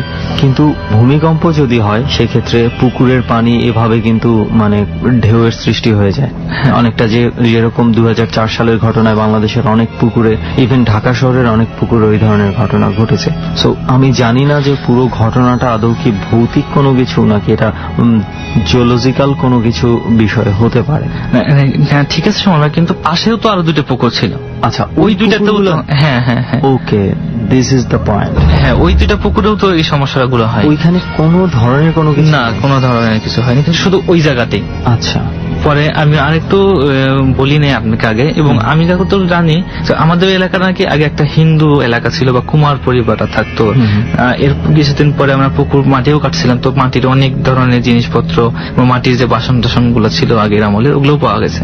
ঘটনাটা ঘটার পরে তখন যখন আইডিয়া করে নিচ্ছে হয়তো বা হিন্দু কোনো কিছু এই জায়গায় ছিল বা থাকতো, কিংবা আমাদের দাদির কাছ থেকে, ফুপুর কাছ থেকে গল্প শুনছে যে এই পুকুরটাতেই নাকি আগে নৌকা উঠতো, তারপরে শিকল দেখা যেত, বিভিন্ন রকমই ছিল, মানে বিলের সঙ্গে বা নদীর সঙ্গে একটা যোগ ছিল। ব্যারিকেড দেওয়ার পর আস্তে আস্তে বাড়িঘর হয়েছে, পুকুরে পরিণত হয়েছে। তো এই জায়গায় নাকি এরকম একটা সমস্যা আগে থেকেই হতো। তো এরপরে মাঝে মাঝে অনেকদিন গ্যাপ ছিল, কিন্তু ওই পুকুরটাই কেউ ইউজ করতো, কিন্তু এগুলা কাজে ইউজ করতো না, বাসা বাড়িতেই করতো। কিন্তু হঠাৎ এরকম হওয়ার কারণে যখন এই কুরবানির সময় যে সমস্যাটা হয়, যে মানে গরুর যে উদ্দিষ্ট ভুঁড়িগুলা ধোয়া পাকলা করার জন্য, তখন এই সমস্যাটা দেখা দেয়। এই ঘটনাটা আপনি যেটা বলছেন যে গরুর ভুঁড়ি টুড়ি এগুলো ধোয়ার সময়, যে এটা কি আরো কয়েকবার ঘটেছে? না, ওইটাই ফার্স্ট, ওইটাই ফার্স্ট। এবং ওই তখন থেকেই মানে এর আগে কেউ ওই খাট খুব কম ইউজ করতো এবং মানে ওই যে যেখানে এগুলো ধুইতে গেছে ওইখানে কেউ নামতো না। আগে এগুলো ধুইতো না, শুধু প্রথম ধুতে গিয়েছে। হ্যাঁ, এবং আগে যে বললাম যে হিন্দু সম্প্রদায় ছিল ওদেরই একটা গড়া একটা ঘাট ছিল, মানে ইটের আগে এসে পুরোনো ছোট ছোট চারকোনা ইটগুলা ছিল, যে সিস্টেমের যে ঘাটগুলো ওই ঘাটেই সবাই করতো, কিন্তু ওই জায়গায় কেউ ইউজ করতো না। কিন্তু ওইবার ওই বাড়ির পাশে মানে ওটা সহজ মনে করছে ওরা হয়তো, বা যে ওদের বাড়ির ক্ষেত্রে এই সাইডটা সহজ, এখানে আমরা ধোয়া পাকলা করি। তো ওই তখন এই সমস্যাটা দেখা দেয়। ভর দুপুর বেলা কেউ পুকুরে খুবই কম নামে, এবং বিশেষ করে শনিবার আর মঙ্গলবার এই ঘটনাগুলো দেখা গেছে ঘটছে। ওই জায়গা থেকে এরকম পানি ঢেউ হচ্ছে, তারপরে ঘূর্ণিঝড়ের মতো উঠে চলে যাচ্ছে দিনের বেলা এই ভর দুপুরে, কিংবা দেখা যায় একটা মাথার মতো উঠে মাথা লাড়া দিচ্ছে, চুল দেখা যাচ্ছে শুধু মাথা দেখা যাচ্ছে না, এরকম আর কি ঘটনাগুলো ঘটছে এই পুকুরের মধ্যে। আচ্ছা, আপনি যেটা বললেন যে মাথা দেখা যায় কি বড় মাথার মতো উঠে, এই ঘটনাটা কি? এই ঘটনাটা শুনছে আমার আম্মুর কাছ থেকে, সে নিজে বলছে। তো সে তার যখন বিয়ে হয় ওই এলাকাটা তখন শুনছি যে জঙ্গল ছিল, বিভিন্ন রকম বেত গাছ বা চিতাবাঘও দেখছে, এবং তখন ওই পুকুরটা টোটালি ইউজ হতো না, একবার কচুরি পানায় ভরা থাকতো। দেখা যাচ্ছে কেউ মাছ ছাড়লে মাছ দেখা যাচ্ছে অনেক বড় মাছ হয়ে গেছে, কেউ জানতো না যেখানে মাছ হয়ে গেছে, এরকম একটা ইউজ হতো না। তো তখন আস্তে আস্তে মানে যখন একটু স্বাভাবিক অবস্থায় হয় বা পরিবর্তন হয়, তখন পুকুরটাতে মাছ চাষের জন্য পরিষ্কার করা হয়, সবকিছু কচুরি পানা পরিষ্কার করা হয়। এর কিছুদিন পরে আম্মু বিয়ে হয়ে আসে। তো আম্মু বলে তখন আম গাছ ছিল, আমের সিজনও ছিল তখন আম বাগানে, যে আম পাকছে কিনা কিংবা আম পড়ছে এরকম একটা দুপুরের টাইমে, তখন গাছের ছায়া ছিল, বাতাস হচ্ছে, এই অবস্থায় গেছে ওই জায়গায় দেখার জন্য যে কি অবস্থা। এবং ওর পাশেই নাকি একটা কাকি ছিল হিন্দু সম্প্রদায়ের, ওনার বাসিটা একটু পাশে, উনি ওই জায়গায় গরুকে নিয়ে আসছে ওই ঘাস পাতা পাতা গুলো খাওয়ানোর জন্য। তো দুইজন এরকম গল্প করতেছে, আম্মা আর পাশের বাড়ির ওই কাকিটা। হ্যাঁ, এখন আম্মা একটু সাইডে ছিল, বলেছে কাকি তুমি কি করো এই জায়গায়, কি জন্য আসছো, বা আমি তো নতুন, কি আসে বিষয়ে জানার জন্য গেছে, জাস্ট আলাপ করছিল। হ্যাঁ, আম্মা বললাম জানার জন্য গেছে, যে তারা তো পুরাতন লোক এই জায়গার, আর ভালো জানো। তো হঠাৎ করেই দেখে ওই পুকুরের ওই কন্যাটাতে আম গাছটা, এই পাশে আম মানে ত্রিভুজের মতো আর কি জায়গাটা অবস্থান। তখন ওই পুকুরের মাঝখান থেকে মানে ত্রিভুজের এক কর্নার থেকে ওই মাথার মতো একটা কিছু হচ্ছে, বিশাল আকারের মাথা, চুলে ঢাকা, দিনের বেলাতে ভর দুপুরে। তখন তুই যে বললাম পরিবেশটা ওইরকম ছিল, একটা অন্যরকম জংলা পরিবেশ ছিল। আমার মা সাইড থেকে দেখতেছে, সে বুঝতেছে না যে সামনে মাথা না, ফেসটা কোন দিকে বোঝা যাচ্ছে। তো সে নাকি তাকাইছে, মাথা ছাড়ানোর পরে ওই কাকিরার দিকে তাকাইছিল, ওই মাথাটা যেটা পুকুর থেকে, হ্যাঁ শুধু মাথাটাই, এবং অনেক বড় থেকে তাকিয়েছিল আপনার কাকির দিকে। হ্যাঁ বলেছে কাকির দিকে তাকিয়েছিল। কাকি এখন পরে ভয়ে বলছে, মা তুমি চলে যাও, তোমাকে পরে আমি সবকিছু বলবো না, তুমি এই দিকে আসো না। তো সে বাড়িতে চলে যায়। বলো যে তার ওই দিন রাত থেকে জ্বর হয়, অনেক গায়ে জ্বর হয়, 7 দিনের মাথায় সে মারাও যায়। আম্মু যে বলছিল ওই জায়গায় ছিল, আমরা দুজনেই দেখছি। তো তখন ওই জিনিসটা তার আবার উদ্ঘাটনের জন্য কি হয়েছিল বা কি, ওরা স্বাভাবিক অবস্থায় নিছে, জ্বর তো স্বাভাবিক হইতেই পারে, গ্রামের মানুষ খুব একটা ডাক্তার দেখায়, নিম্ন নরমাল ওষুধ খাওয়াইছে। ওই দিন থেকেই উনি জ্বরে আক্রান্ত? ওই দিন থেকেই, মানে দুপুরে ঘটনা হয়েছে, রাত থেকে জ্বর হয়েছে। আচ্ছা আচ্ছা। পরে আম্মু খুলে বললো যে আমি কি জন্য জ্বর এটা তো জানেন। পরে আমরা দুজনে এটা দেখছি, দেখে চলে গেছে, যে বলছে আমার দিক তাকাইছে, সে এতটুকু বলছে, এতটুকু শুনছে যে ওই জিনিসটা নাকি খারাপ একটা জিনিস ছিল। তো ওনার দিক তাকাই দেখছে, এবং সেটা ভর দুপুরে ছিল। এবং ওই কবিরা যেটা বলছে যে ওই রাশিটা নাকি, রাশির একটা ব্যাপার আছে, আচ্ছা ওটা নাকি মিলছিল, এর জন্যই তার সমস্যাটা হয়। ওকে। পুকুরটা সুমন ভাই সর্বশেষ এখন পর্যন্ত লাস্ট যে ঘটনা ঘটে, তখন বাড়িতেই ছিলাম। তো আমার এক চাচি ওরকম ওই বাড়িতে আর কি বিয়ে হয়ে নতুন আসছে। তো দিনটা ছিল আমার মনে আছে মঙ্গলবার। তো আমরা সবাই ঘটনাগুলো জানি, কিন্তু সে নতুন আসছে, তাকে ঘটনাগুলো আমরা ইচ্ছা করেই বলিনি যে কয়েকদিন চাকের পরে, কিংবা সে যদি এই ধীরে আসতে জানো ভয় পেয়ে যেতে পারে। সে হঠাৎই মানে একদিন দুদিন হতে হতে টিউবওয়েলে পানি না থাকার কারণে হোক বা যে কোনো কারণে সে ওই পুকুরে গোসল করার জন্য গেছে। তখন হালকা টিপ টিপ বৃষ্টি হচ্ছিল, আমার মনে আছে। তো আমি তখন আসছি, হঠাৎই দাদিরা ডাকতেছে, আমার আম্মুকে ডাকতেছে, যেহেতু আমার আম্মু এই সম্বন্ধে অনেক কিছুই জানে। কি হয়েছে, চাষির আম্মা গিয়ে দেখছি কিছু আঁশের মতো, তখন চুল বুনো হচ্ছে না, আঁশ গাছের শিকড় চিকন এরকম আর কি, আঁশের মতো দেখা যাচ্ছে। আবার কাপড় ছেঁড়া, কাপড় পানিতে। তখন তো তাকে উপরে নিয়ে আসছে। তারপরে ঘটনা শুনছি। ওনাকে কি অবস্থায় পেয়েছেন আপনি? ওনাকে পেয়েছি, ওনার বাসার লোকজন উদ্ধার করছে, যে চিল্লাচ্ছিল পুকুরের মধ্যে, আমাকে কে যেন টানে আমাকে উপরে নিয়ে চলো। শুনে সবাই দূরে গেছে। হ্যাঁ, এরপরে আমরা গেছি। এরপরে তারপরে কি হয়েছিল না, এরকম পুকুরে গোসল করতে গেছি, বৃষ্টি হচ্ছে। আমি বললাম আমিও তো আপনি গোসল, মানে তখনও পুকুরে নামি নাই, জাস্ট হাত মুখ ধুচ্ছে, যেরকম অবস্থায় দেখে আমি বাজার থেকে আসছিলাম, দেখে বাসার মধ্যে গেছি। এর মধ্যে এই ঘটনাগুলো ঘটে গেছে। তো আমার বাঘটা খেয়াল আছে, মঙ্গলবার ছিল ওই দিন, টিলফি বৃষ্টি হচ্ছিল, আশপাশে এরকম নীরব। বললাম তাতে কি হয়েছিল, ঘটনাটা খুলে বলেন তো। বাস টাস পোতা থাকে হয়তো বা এটার মধ্যেও বাচ্চা থাকতে পারে, আপনি হয়তো বা ভুলেও মনে করতে পারেন। বলতেছে না, এত নিচে তো আর কিছু নাই। স্বাভাবিক অবস্থায় আমরা যদি পুকুরে ঘাট বা কাঠে কোনো কিছু দিয়ে গোসল করার জন্য ব্যবস্থা করি, পুকুরের পানির প্রথমেই আর করা হয়, এরপরে না আমরা মাঝখানে, কিন্তু মাঝখানে সে গোসল করতে করতে বুক পানি পর্যন্ত চলে গেছে। গোসল করে উঠে আসতেছে, এই সময় ওই জায়গা থেকে টানতেছে, ওনার কাপড় ধরে। হ্যাঁ, কাপড় ধরে টানতেছে। আমি একটা জিনিস একটু ক্লিয়ার হই, ধরেন একটা আছে যে আপনি হয়তো কাপড়টা কোনো জায়গায় পেঁচিয়ে গেছে, উনি ওঠার সময় টান অনুভব হচ্ছে, মনে হচ্ছে যে কেউ ধরে টানতেছে, এরকম নাকি ঘটনাটা এরকম ছিল যে কাপড় ধরে যদি কেউ টানতে থাকে কন্টিনিউয়াস, এটা কিন্তু একটা বোঝা যায়। আর কোনো কিছুর সাথে আটকে থাকলেও বোঝা যায়। আটকে থাকলে হচ্ছে যখন আমরা টান দিব তখন বিপরীত দিকে আরেকটা টান পাবো, কিন্তু ঘটনা হচ্ছে যে আরেকটা যদি কেউ কন্টিনিউ টানতে থাকে, এটা কিন্তু আবার অন্যরকম বোঝা যাবে যে ওই দিক থেকে কেউ টানতেছে। হ্যাঁ, রাইট। তো ঘটনাটা কোনটা ছিল, নিচে থেকে কেউ টানছে বারবার? কারণ তখন তো বললাম, তখন তো পুকুরে মাছ টাছ চাষ করতো, জেলেরা জালও টানতো, তো ওই যখন বুক পানে ওই জায়গায় তো মানে খাটলাটা ছিল না, ছিল একবারে উপরে।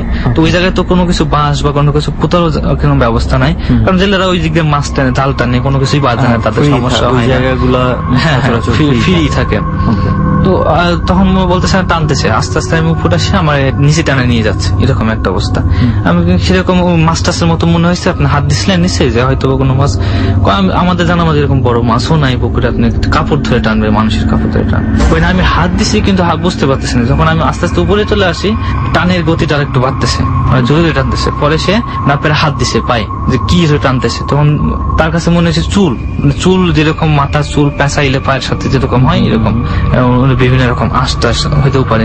ভালোভাবে দেখছেন তো? না, মনে হয়েছে কেউ মাথার চুল পেঁচাইয়ে টানলে যেরকম হয় এরকম টানতেছে, মানে চুল দিয়ে পেঁচাই টানতেছে এরকম। এক পর্যায়ে সে হাতও দিছে, তখন মনে হয়েছে কেউ মানে হাতের বড় বড় নখের মতো মনে হয়েছে তার কাছে। এখন আরো উপরে আসছে, হাঁটু পানিতে চলে আসছে, তখন নখের মতো মনে হচ্ছে যে বড় বড় নখ তার ধরছে। এমনকি পায়ে দাগও দেখছি, পায়ে নখের দাগ আপনারা দেখেছেন? হ্যাঁ, রক্ত বের হচ্ছে, একটু হালকা টানের মতো আছে পায়ে, দাগ দেখছি, এবং কাপড় একটু ছেঁড়া পাইছি। তো বলছে ছেঁড়া ছিল। পরে দাদি তো অনেক বকাবকি করলো, আগের মানুষ তুমি গেছো কিছু নতুন মানুষ ওই জায়গায়, তারপর দুপুরবেলা এরকম তুমি আর যাও না, সমস্যা হইতেই পারে। পরে আমরা স্বাভাবিক অবস্থায় দাদিরা, আমার আম্মুরা যেটা আলোচনা করে বুঝলো যে ওইটা ওই জিনিসটার কাজই, যেটা এর আগে তারা দেখেছিল, এবং যে একজন মহিলা মারাও গেছে। হ্যাঁ, মহিলা অনেক আগে, কিন্তু তারা জানতো, তারা তো আগের কিন্তু সর্বশেষ এই ঘটনা, পুকুরটা এখনো কি অনেকটা পরিত্যক্ত অবস্থাতেই থাকে? না, এখন ইউজ হয়, কিন্তু গোসল খুবই কম করে সবাই, এবং এই বারগুলাতে এবং ইউজ করে, কিন্তু একটু সাবধান হয়ে ইউজ করে। তো ওকে, আপনার এত দূরে এসে আপনার এই ঘটনাগুলো শেয়ার করেছেন আমাদের সঙ্গে, এবং বিশেষ করে এই পুকুরের ঘটনাটা আমি যখন শুনছিলাম, আমার একটা পর্যায়ে মনে ছিল যে কোথায় যেন হয়তো বা আমি কিছু লজিক খুঁজে পাবো, কিন্তু যখন আপনি বললেন যে সেম সময়ে এই পুকুরে উতাল পাতাল হচ্ছে, অথচ পাশের পুকুরগুলো একদম নীরব, কোনো ধরনের কোনো কিছু চিহ্ন নাই, বিষয়টা আসলে অস্বাভাবিক। আর আরেকটা বিষয় যেটা পুকুর থেকে আপনি বলেছেন যে উঠে মাথার মতো কিছু একটা তাকিয়েছে, জাস্ট এইটা যদি একবার ইমাজিন করা যায়, একবার যদি ইমাজিন করে এই দৃশ্যটা, ডেফিনেটলি ভয়ে গায়ের পশম দাঁড়িয়ে যাবে। হ্যাঁ, ওকে, অনেক ধন্যবাদ সামি ভাই আপনার এই এক্সপিরিয়েন্স গুলো আমাদের সাথে শেয়ার করার জন্য। ধন্যবাদ। ওকে, এই মুহূর্তে আরো একজন আছে আমাদের সঙ্গে, যিনি তার এক্সপিরিয়েন্স গুলো শেয়ার করবেন। সো রেহান, চল আমরা তার কাছেই চলে যাই। প্রথমে ভাই আপনার নামটা একটু জানতে চাই আমরা। আমার নাম মোহাম্মদ বেলায়েত হোসেন। ওকে, আপনি কোথায় থাকেন এবং কি করেন? আমি থাকি বরপা এলাকায়। আমি লেখাপড়াও করি, পাশাপাশি একটা ব্যবসা করি। আচ্ছা, ওকে বেলায়েত ভাই, তাহলে আমরা সরাসরি আপনার ঘটনার দিকে যাই, যে কি ধরনের ঘটনা আপনি আপনার লাইফে মানে দেখেছেন বা আপনার আশেপাশে ঘটেছে, তো সেগুলো আমরা একটু শুনতে চাই। জি, প্রথমে আমি আমার মাকে নিয়ে একটা ঘটনাটা শেয়ার করতে চাই। প্লিজ। কবের ঘটনা এটা? কতদিন আগে ঘটেছে? এটা প্রায় আরো 1-2 বছর আগের ঘটনা। কোথায় ঘটেছে এটা? ঘটনাটা ঘটছে রূপসী এলাকা। আচ্ছা, তখন আমাদের বাসা রূপসী ছিল।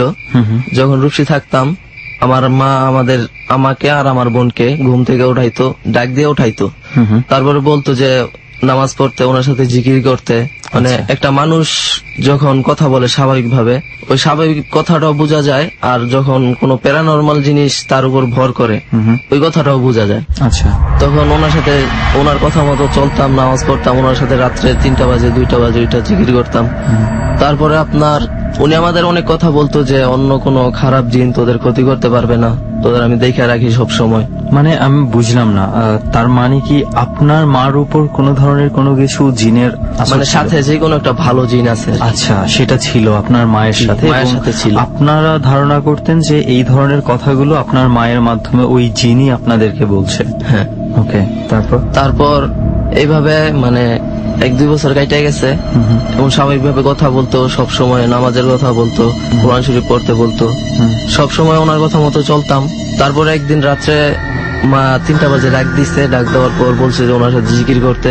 তখন আমাদের চোখের মধ্যে তখন ঘুম ছিল আর কি, যার কারণে রাইগা বলছি যে কিসের জিন টিন আসছে। এই কথা বলার পর আমাকে মানে শরীরের যত জোর আছে শরীরের জোরে একটা থাপড়া মারছে। আপনার মা? আমার মা। ওকে। তারপর মানে আমি আর কিছু বলি নাই, ভয়ে মার সাথে জিকির করছি।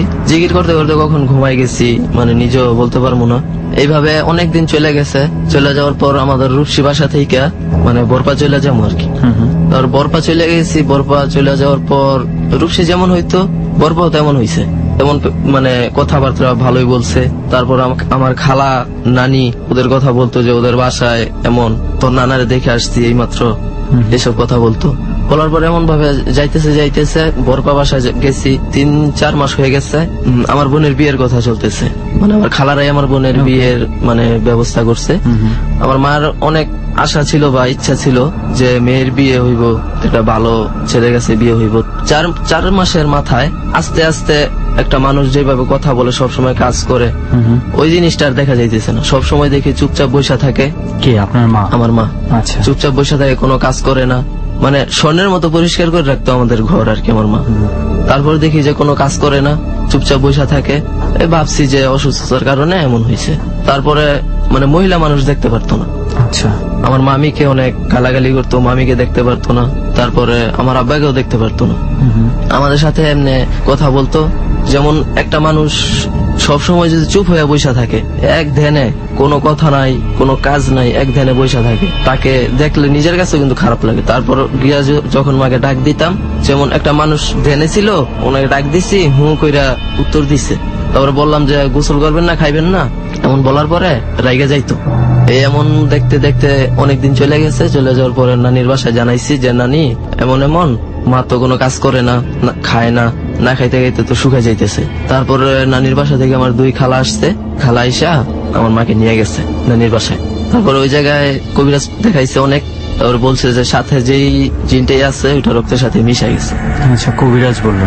কবিরাজ বললো। এই সময় আপনারা কোনো ডাক্তারের কাছে যাননি? ডাক্তার দেখাননি? না, এই সময় কোনো ডাক্তারের কাছে যাইনি। কিন্তু কারণ আমার মাকে এই জায়গা থেকে মানে আমার নানির বাসা কেরানীগঞ্জ, বিক্রমপুর, ওই জায়গায় নিয়ে গেছে। নিয়ে যাওয়ার পরে ওই জায়গায় কবিরাজ দেখাইছে। তারপর আমরা আমি আমার বোনেরও বিয়ে হয়ে গেছে। এদিকে আমিও আমার মানে লেখাপড়া, তারপরে যে ব্যবসাটা এটা মানে চালাই যাইতেছি।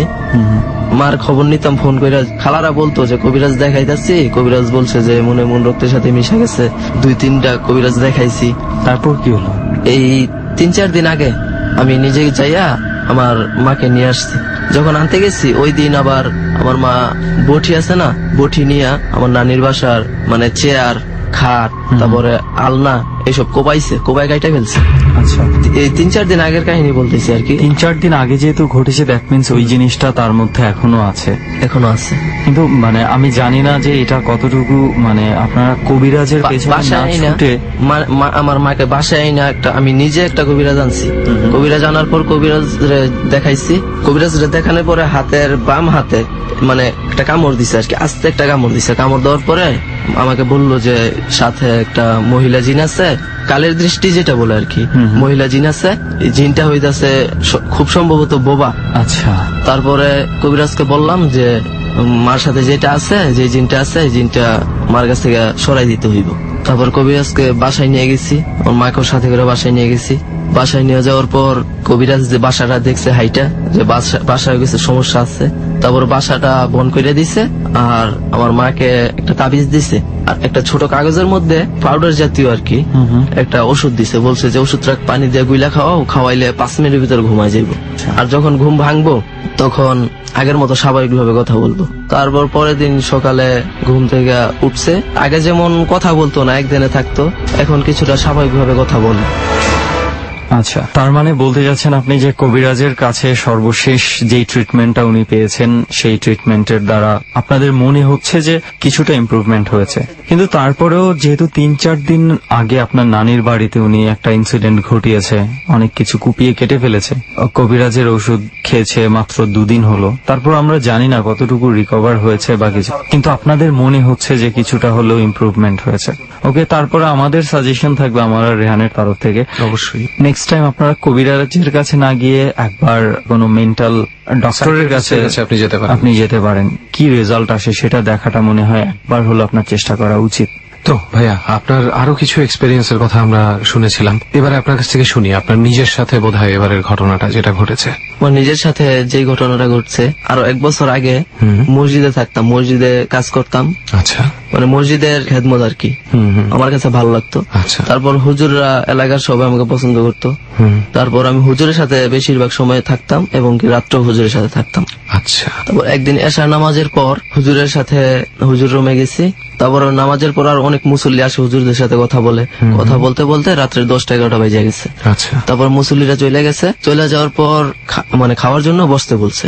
আচ্ছা, তারপর হুজুরের সাথে খাওয়ার জন্য বসছি, ভিতর দিয়ে দরজা লাগাই দিচ্ছি, লাগাই দেওয়ার পর মসজিদের ভিতরে যে 2টা কেসি গেট আছে মসজিদে ঢোকার জন্য, 2টা কেসি গেট আমি নিজে তালা মারছি, মসজিদের ভিতরে কেউ নেই, আমি আর হুজুর ছাড়া। পুরা মসজিদে আপনি আর আমি আর হুজুর ছাড়া আর কেউ নেই। আচ্ছা, তারপরে হুজুর রুমে ঢুকছি, ঢুকে মানে খাওয়ার জন্য বসছি, বসার পর হুজুর রুমে দরজা লাগাই দিছি ভিতর দিয়ে। হুজুর আমি খাইতেছি, যেমন 4-5 নলা খাইছি, খাওয়ার পর একটা শব্দ পাইতেছি যে দরজার মধ্যে কেউ টোকা দিতেছে। আচ্ছা, হুজুরকে জিজ্ঞেস করলাম যে হুজুর দরজার মধ্যে ঢুকে যেন টোকা দিতেছে। হুজুর বললো যে এটা কিছু না, এটা আপনি তো গেটও আটকে দিয়ে এসেছেন, আমি বাইরে গেটও আটকে দিয়েছি, কেউ ঢুকার মতো মানে ক্যাপাসিটি নেই। আচ্ছা, তারপর হুজুর বলছে যে এটা কিছু না। তারপরে খাইতেছি, এক পর্যায়ে দেখা যাইতেছে আওয়াজটা অনেক বাইরে গেছে। আচ্ছা, তারপর আমি ভয় পেয়ে গেছি, হুজুরে বলছি যে হুজুর আওয়াজ তো অনেক বেশি হইতেছে। হুজুর বলছে দরজা খুলে দেখ।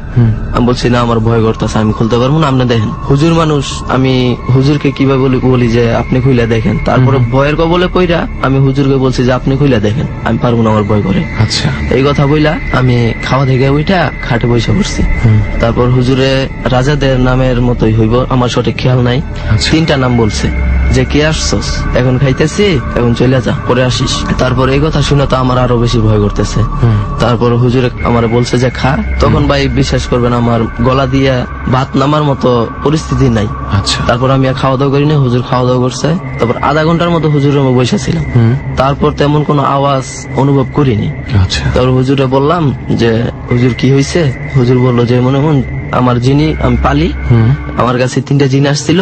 হুজুরে বললাম যে আমি আজকের রাত্রে আপনার সাথে থাকবো না, আমার বাসায় দিয়ে আসেন। মসজিদ থেকে আমার বাসা 4-5 মিনিটের রাস্তা, হুজুর আমাকে বাসায় নিয়ে দিয়ে আসছে। আচ্ছা, তারপরে আর রাত্রেবেলা হুজুরের সাথে থাকি না, তারপর থেকে আপনি তারপর আর হুজুরের সাথে আমি থাকি না। তো এই গেল আপনার আরেকটা এক্সপেরিয়েন্স, এছাড়া আর কোনো মসজিদে আরেকটা ঘটনা আছে। এই মসজিদেই। আচ্ছা, মানে আমার আগের ঘটনাটা যে হুজুরের সাথে ঘটছে, হুজুর আর হুজুরের ছেলে, যখন হুজুরের ছেলেও হাফেজ মসজিদে থাকতো, হুজুর তখন বাসায় গেছে, হুজুরের ছেলে নামাজ পড়াইতো। আচ্ছা, তারপর মসজিদের যে মুয়াজ্জিন ওই দিন বইলে গেছে যে ফজরের সময় আসতে পারবো না। আচ্ছা, মেন গেটের চাবি মুয়াজ্জিনের কাছে থাকতো, মসজিদে ঢুকার যে গেটের চাবি, মুয়াজ্জিন ওই চাবিটা আবার হুজুরের ছেলের কাছে দিয়ে গেছে। আচ্ছা, তারপর আমি আর হুজুরের ছেলে খাওয়া দাওয়া কইরা কিছু গেট লাগাইয়া, দুটা লাগাইয়া, লাইট সব অফ কইরা ঘুমাই রয়েছি। আচ্ছা, রাত্রে 2টা-3টা হইব, আওয়াজ শুনতেছি যে মসজিদের ভিতরে মুয়াজ্জিন এসে আজান দিতেছে। আচ্ছা, তারপরে হুজুরের ছেলে উঠছে, উঠা লাইট জ্বালাইছে। হুজুরের ছেলের মানে চোখের মধ্যে ঘুম আর কি, ঘুমের ঘরে উঠছে যে নামাজ পড়াইতে হইব। ওঠার পরে উনি মসজিদের বারান্দায় থেকে দেখতেছে যে মুয়াজ্জিন আজান দিতেছে, সাদা জুব্বা পরা। উনি দেখতে পাচ্ছে, উনি দেখতে পাচ্ছে যে সাদা জুব্বা পরা। তারপরে ওনার সেন্স আসছে যে মুয়াজ্জিন তো বলে গেছে আজকে আসবো না। তারপর চাবি ওনার কাছে, গেটের চাবি ওনার কাছে, গেটের দিকে তাকাইছে, দেখে দোনো গেট তালা মারা। মুয়াজ্জিন ভিতরে কিভাবে ঢুকলো, ভিতরে তো কেউ ছিল না। তারপর এই কাহিনী দেখা মানে হুজুরের ছেলে রুমে দৌড় দিয়ে চলে আসছে। আচ্ছা চলে আসার পর দরজা লাগাই দিছে। এই ভয়ে আমি তখন মানে সজাগ ছিলাম না। আচ্ছা সকাল 8-9টা বেজে গেছে। তারপর মুয়াজ্জিন এসে ডাকতেছে যে হুজুর কেসি গেট খোলেন, তালা খোলেন, কি হয়েছে আপনার, আজকে এমন করতেছেন কে? তারপরে আমি সজাগ হয়েছি। সজাগ হওয়ার পরে চাবি নিয়ে খুলছি। খোলার পরে মুয়াজ্জিন ভিতরে আসছে। ভিতরে আইসা হুজুরকে উঠাইছে। উঠানোর পরে হুজুরকে জিজ্ঞেস করছে যে কি হয়েছে আপনার, আচ্ছা আজকে নামাজ পড়ান নাই কেন? তারপরে হুজুর বলল যে আপনি আইসা আজান দিচ্ছেন, আপনি বলে গেছেন আসবেন না, আপনি চাবি দিয়ে গেছেন আমার কাছে, চাই দেখি আপনি আজান দিতেছেন, আপনি ভিতরে আসলেন কিভাবে? দুনো গেট তালা মারা দেখতেছি। ভয়ে ভিতরে এসে পড়ছি। তারপর ভয় পাইছে যে এই ভয়ের ভিতরে ঘুমাই গেছে। তারপর সকালে মানে আমাদের সাথে শেয়ার করছে আর কি পুরো ঘটনা। বুঝতে পারছি। তো এই ঘটনাতে ওই ওনাকে তো আপনি তো নিজের চোখে দেখেননি, আপনি তো? না, আমি নিজের চোখে দেখিনি। ওকে, কিন্তু ওই যে হুজুর আর আমি খাওয়ার সময় যে ঘটনাটা ঘটছে ওইটা কিন্তু আমার নিজের সাথে, আমার নিজের সাথেই ঘটছে। তো এই মসজিদে থাকাকালীন এরকম দুটো ঘটনা আপনার সাথে ঘটেছে। তো এই মসজিদে অন্যান্য যারা আসা যাওয়া করে বা থাকে তাদের মুখে কি এই ধরনের কোনো কিছু আপনার আগে কখনো শুনেছেন যে এরকম হয়? তাদের মুখে শুনছি রাত্রে অনেক মুসল্লিরা মসজিদে ঘুমায়। হুজুর বলছে বা অনেক মুসল্লিরা বলছে, মুরব্বীরা বলছে যে সামনের কাতার যেটা ফার্স্ট যে কাতারটা, ওই কাতারে কেউ শুইবা না। আচ্ছা, কারণ অনেক জিন আছে রাত্রেবেলা এসে মসজিদে নামাজ পড়ে, ওদের সমস্যা হইতে পারে তোমাদের কারণে। বুঝতে পেরেছি। থ্যাংক ইউ ভাইয়া আপনার এক্সপেরিয়েন্স গুলো আমাদের সাথে শেয়ার করার জন্য। এই ধরনের কিছু ঘটনা আসলেও ঘটে, কিভাবে ঘটে না ঘটে আমরা জানি না। তবে শেষ করার আগে এতটুকুই বলবো যে অবশ্যই, একটু আগে সুমনও বলছিল, আমি আরেকবার বলে দিই, আপনার মাকে অবশ্যই ডাক্তার দেখাবেন একবার। হয়তো এটা কোনো একটা মেডিকেল প্রবলেমও হতে পারে, অনেক রকম। আমার আরো একটা ঘটনা ছিল। কিরকম? মানে ছোট ছোট ঘটনা আর কি। কিরকম একটু ছোট করেই বলেন আমাদের। ঘটনাটা হইতেছে, আমি যখন আমার বাসায় একা থাকতাম তখন আমার সাথে মানে যে ঘটনাটা ঘটছে, আমার এক বন্ধু রাত্রের বেলা ওদের বাসায় যাইতেছে, আমাদের গেটের সামনে দিয়ে ওদের বাসায় যাইতে হয়। আচ্ছা, তখন আমার গেটটা মেলা ছিল, মেন গেটটা মেলা ছিল, আমার ঘরের দরজাও মেলা ছিল। লাইট অফ কইরা মানে গান শুনতেছি আর শুয়ে রয়েছি। আচ্ছা, তারপরে হঠাৎ করে দেখি মানে আমার ফ্রেন্ড ও দৌড় দিয়ে আমার ঘরে আসছে। ঘরে আসার পর মানে ভয় পাইছে এমন একটা জিনিস বোঝা যাইতেছে আর কি। তারপর ওকে জিজ্ঞেস করলাম, বলছে যে আমাদের ছাদের অপোজিট সাইডে ওয়াইলের উপরে সাদা কাপড় পরা কি জানি দেখছে যে দাঁড়ায় রয়েছে। আপনাদের বাসার ওয়ালের পাশে? আমাদের বাসার ছাদের পাশে ওয়াইল আছে একটা। আচ্ছা আচ্ছা, অপোজিট সাইডে একটা ওয়াইল আছে, ওয়াইলের উপর দেখছে। আচ্ছা, তারপর আমি লাইট নিয়ে বেরোইছি, ঘরে লাইট জ্বালাইছি, লাইট নিয়ে বেরোইছি। বেরোয়ার পরে তেমন কিছু দেখি নাই, ওকে বাসায় নিয়ে দিয়ে আসছি। আসার সময় মানে একটা ঠান্ডা বাতাস আর কি আমার হাতের ডাইন সাইড দিয়ে বয়ে গেছে। আচ্ছা, তখন আমার গায়ের পশম দাঁড়াই গেছে। তখন আমি একটু ভয় পাইছি, তারপর আমি এসে আবার ঘুমাই রয়েছি। আচ্ছা, তো এরকম ছোটখাটো ঘটনা আপনার বাসার ভেতরে প্রায়ই ঘটছে? জি। আপনি মনে হয় ডট টিমকে বলেছিলেন যে আপনার কোন একটা ফ্রেন্ড আপনার গায়ে হাত দিয়ে আপনাকে ডাকে, সেই ঘটনা কিন্তু আমরা এখনো শুনি। সেই ঘটনাটা হইতেছে, আমি তখন বাসায় একাই থাকতাম রাত্রে। আমার মা অসুস্থতার কারণে নানির বাসায় থাকতো। আচ্ছা, আমার আব্বা মানে ডিউটি করতো, বোনের বিয়ে হয়ে গেছে। তারপর আমি বাসায় একা থাকতাম। একদিন রাত্রে 12টার দিকে বাসায় আসছি, বন্ধুদের সাথে ঘুরে আড্ডা দিয়া রাত্রে বাসায় আসার পর মেইন গেট তালা মারছি। তারপরে খাওয়া দাওয়া করলাম, আমার রুমের ভিতর দিয়ে দরজা লাগাই দিছি। বিল্ডিং ঘরের ভিতরে মানে মানুষ ঢোকার মতো কোনো ক্যাপাসিটি নেই। তারপরে আমি ঘুমাই রয়েছি, রাত্রে 2টা বা 3টা এমন হইব। তারপরে ঘড়ি দেখা বুঝতে পারছি যে 3টা বাজে। ঘুমাই রয়েছি, ঘুমাইতেছি। এক সময় দেখা যাইতেছে আমার ফ্রেন্ড মানে হৃদয়, ও আমার হাতে ধইরা মানে আমাকে বেলায়েত বেলা ডাক দিয়া বলছে যে বেলায়েত, এই কথা বলে যখন ডাক দিছে আমার ঘুম ভেঙে গেছে। তারপর যখন চোখ মেলছি তখনও আমি অনুভব করতেছি যে আমার হাতের মধ্যে কারো হাত আছে। মানে ওটা স্বপ্ন না? ওইটা স্বপ্ন না, চোখ মেলছি এবং হাতের মধ্যে আমার হাতের মধ্যে আরেকটা হাত আছে, আমি অনুভব করতে পারতেছি। সেটা কোনো মানে স্বপ্ন না, কল্পনাও না, আমি অনুভব করতে পারতেছি বাস্তব। তারপর চোখ মেলা, ঘুম থেকে উঠা বসছি। উঠা বসার পরে আর কিছু ফিল করিনি। আপনি যখন চোখ মেলে তাকালেন তখন আপনি দেখেননি সাইডে কাউকে? সাইডে কাউকে দেখিনি, কিন্তু হাত অনুভব করছেন? হাত অনুভব করছি। যখনই উঠা বসলেন সেই হাতের অনুভূতি নেই? হাত অনুভব করতেছি। তারপর আরেক হাতে আমার মোবাইলটা নিছি। মানে ভয়।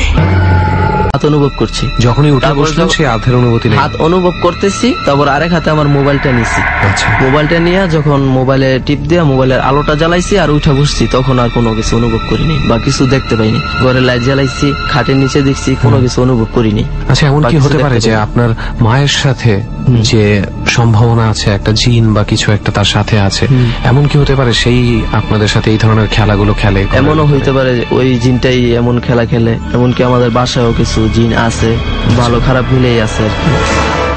এছাড়াও এরকম ছোট ছোট আরো কিছু ঘটনা ঘটেছে বোধহয় আপনার সাথে, আপনার ঘরের মধ্যে। আমরা কি শুনতে পারি একটা দুটা? আমার যে লাস্ট কাহিনীটা আছে, কাহিনীটা হইতেছে আমি বাসায় তখনও একা থাকতাম। আচ্ছা, মানে এটা প্রায় আরো 1 মাস আগের কাহিনী।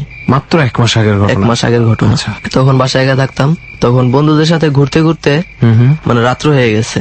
তারপরে বাসায় আসছি, বাসায় আইসা 9টা বাজে গেছে। আচ্ছা, তারপরে বাসায় পানি, মানে ঘরের ভিতরে ফ্লোরেও পানি, বৃষ্টির কারণে পানি জমাট বাঁধে থাকে, ওগুলো সরতে পারছে না। আচ্ছা, তারপর আমি রান্নার যে প্রস্তুতি ওইটা করতেছি, তারপর একটা পেয়ালা রাখছি। আচ্ছা, খাটের উপর একটা পেয়ালা রাখছি। পেয়ালা রাখার পর মানে আমি অন্য সাইডে কাজ করতেছি, মানে আমার পাশেই চোখের সামনে দরজা ভিড়ানো, বাইরে কোনো বাতাস নেই।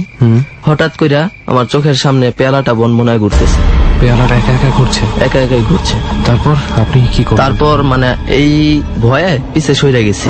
আচ্ছা, সরে যাওয়ার পর দেখি যে আস্তে আস্তে মানে পেয়ালাটা এমন স্পিডে ঘুরছে, আবার আস্তে আস্তে থাইমে গেছে, নিজে নিজে ওই জায়গায় রয়েছে। আচ্ছা, আস্তে আস্তে থাইমা ওই জায়গাটাই রয়েছে। তারপরে এই মানে এই দৃশ্যটা দেখে আমার গায়ের পশম সব দাঁড়ায় গেছে। তারপরও ভয় পাই নাই, সাহস রাখার চেষ্টা করছি, সূরা যা পারি পড়ছি। পড়ার পর মানে পাকঘরে গেছি, পাকঘরে যে রান্না করতেছি, এমন টাইমে মানে আমাদের পাকঘরের সাথে আর ঘরের ওয়ালের সাথে একটা ফাঁক আছে। আচ্ছা, এই ফাঁকটা দিয়ে মানে এত স্পিড একটা বাতাস গেছে আমার সামনে দিয়ে, চুলার উপর দিয়ে চুলা নিভে গেছে। গ্যাসের চুলা? হ্যাঁ, গ্যাসের চুলা নিভে গেছে, এত জোরে বাতাস গেছে। তারপরে বাহিরে গাছের দিকে তাকায় দেখি একটা গাছের পাতাও নড়ে না। মাই গড! তখনও গায়ের পশম আমার দাঁড়ায় গেছে। বাতাসটা তার মানে ওই ফাঁকার ভিতরেই কোনো একটা কিছু বাতাস রূপে ছিল, যেটা আপনার সাড়া পেয়ে বের হয়ে যায় এবং যাওয়ার পথে চুলার উপর দিয়ে যেতে চায়, চুলাটা নিভে যায়। তারপরও মানে মাঝে মধ্যে রাত্রে কিছু ফিল করছি যে পানি দিয়ে একটা মানুষ হাইটে গেলে যে আওয়াজটা হয়, শব্দ হয়, জবাত জবাত শব্দটা হয়। আর রাত্রের 2টা-3টা বাজে তো এমন জবাত জবাত শব্দ হওয়ার কোনো কারণ নাই। বা বাড়ির ভিতরে মানুষ আসতে পারবো না, মেন গেট লাগানো, আর বাড়ির পাশ দিয়া মানুষ রাত্রে 3টা বাজে হাইটা যাইবো না। মানে ওইটা এমন একটা এলাকা যে অত রাতে কেউ ওই রাস্তা দিয়ে হাঁটবো না। আর আমি রাত্রে 2টা-3টা বাজে এই যে আওয়াজটা পাইতাম পানির, ওই FM শুনতাম, ABC রেডিও শুনতাম। তখন ঘুমাইতে ঘুমাইতে রাত্র হয়ে যাইতো, বা FM শুনা অনুষ্ঠান শেষ করতে করতে রাত্রে 1টা-2টা বাজে যাইতো। তারপরে দেখা যাইতেছে এই ফেসবুক চালাইতেছি, তখন বাইরে যাই, তখন এই আওয়াজগুলো শুনতাম, ঘরের ভিতরে থেকে শুনতাম। তারপরে ভয় আর বের হইতাম। কিন্তু আপনি কখনো মানে পাননি যে আওয়াজটা কে করে? আওয়াজটা কে করে এই লোকটা খুঁজে পাইনি। যাই হোক, আপনাদের বাসায় মনে হচ্ছে কোনো কিছুর আনাগোনা খুব বেশি আছে, যে কারণে ছোট ছোট ছোট ছোট অনেকগুলো ঘটনা সবসময় আপনাদেরকে একটা ভীতির মধ্যে রাখে। যাই হোক, বেলায়েত ভাইয়ের গল্প তো শুনেই ফেললাম, আর এখন আরো গল্প শুনবো। So let's get prepared for that. Okay, আরো একজন আছে আমাদের সাথে, আমাদের আজকের অতিথি, যার আরো কিছু এক্সপেরিয়েন্স আছে যেটা সবার সাথে শেয়ার করতে চায়। সো আমরা তার কাছে চলে যাই এবং প্রথমে পরিচয়টা আমরা তার কাছেই জানবো। আপনার নাম, কোথায় থাকেন, কি করেন? আমার নাম চন্দন, আমি গাজীপুর থাকি, চাকরি করি একটা ফ্যাক্টরিতে। ওকে, তো চন্দন ভাই, আমরা ডট টিমের কাছে শুনেছি যেটা আপনার বেশ কিছু এক্সপেরিয়েন্স আছে, এই ধরনের হন্টেড এক্সপেরিয়েন্স। আমরা শুরু করে দিই তাহলে। আপনি প্রথম কোন এক্সপেরিয়েন্সটা আমাদের সাথে শেয়ার করবেন? সুমন ভাই, প্রথমটা হচ্ছে আমার নানার সাথে, আমার নানা মারা যায়। তো প্রথম হলো আমার ছোট মামা বাজার নিয়ে আসে, বাজার নিয়ে আসলে আমার নানি বলে যে যাও বাজারে ব্যাগটা তোমার ওই মামার ঘরে দিয়ে আসো। পরে আমি যাই, গেলে পর মানে আমরা একটু কনফিউশনে পড়ে যাবে আমাদের শ্রোতারা। মানে ঘটনা হচ্ছে যে আপনার মামা বাসায় বাজার নিয়ে আসে সন্ধ্যার দিকে, ছোট মামা, সেটা আর এক মামার বাসা আর কি। ওকে, তো সেখান থেকে আপনার নানি আপনাকে বলছে যে বাজারের ব্যাগটা আরেকজনের বাসায় আরেকজনের বাসায় দিয়ে আসার জন্য, দেন আপনি ব্যাগ নিয়ে রওনা দিয়েছেন। জি। ওকে, তারপর? এটা 7-8টার দিক ঘটনা, মানে আজান দেওয়ার পর। তারপর আমি চিকন রাস্তা দিয়ে গেলাম, দেখতেছি চারিদিক নীরব অন্ধকার। তো তারপর আমি ব্যাগ নিয়ে এনে যাইতেছি, ওই একটা ফুল গাছ আছে, ওই ফুল গাছ তলায় দেখে আমার দাদু বসা। আমি অদ্ভুত ভাবে অবাক হয়ে গেলাম, এ কি? কেন? আমার দাদু যাকে কয়েকদিন আগে সমাধি দেওয়া হয়েছে, সে কেন এখানে বসে রয়েছে? সে মারা গেছে। আপনি যারে দেখতে পাচ্ছেন যে বসে রয়েছে, সে মারা গেছে। সে মারা গেছে। কিন্তু সমাধির কথা যেটা বললেন বুঝলাম না আমরা। মানে সমাধি মানে আমাদের হিন্দুদের ভিতরে কিছু নিয়ম আছে, এটা যে যদি কেউ চায় যে আমাকে পোড়ানো হবে না, আমাকে সমাধি দেওয়া হবে। ওকে, তাই আর হচ্ছে মানে হিন্দু ধর্ম অনুযায়ী যেটা সচরাচর করা হয়ে থাকে, মরার পর পোড়ানো হয়ে থাকে। তো উনি চেয়েছিলেন যেন ওনাকে পোড়ানো না হয়, সমাধি দেওয়া, মাটির নিচে তাকে সমাধিস্থ করা হয়, রাইট? তো উনাকে আপনি দেখছেন যে ওখানে বসে আছে।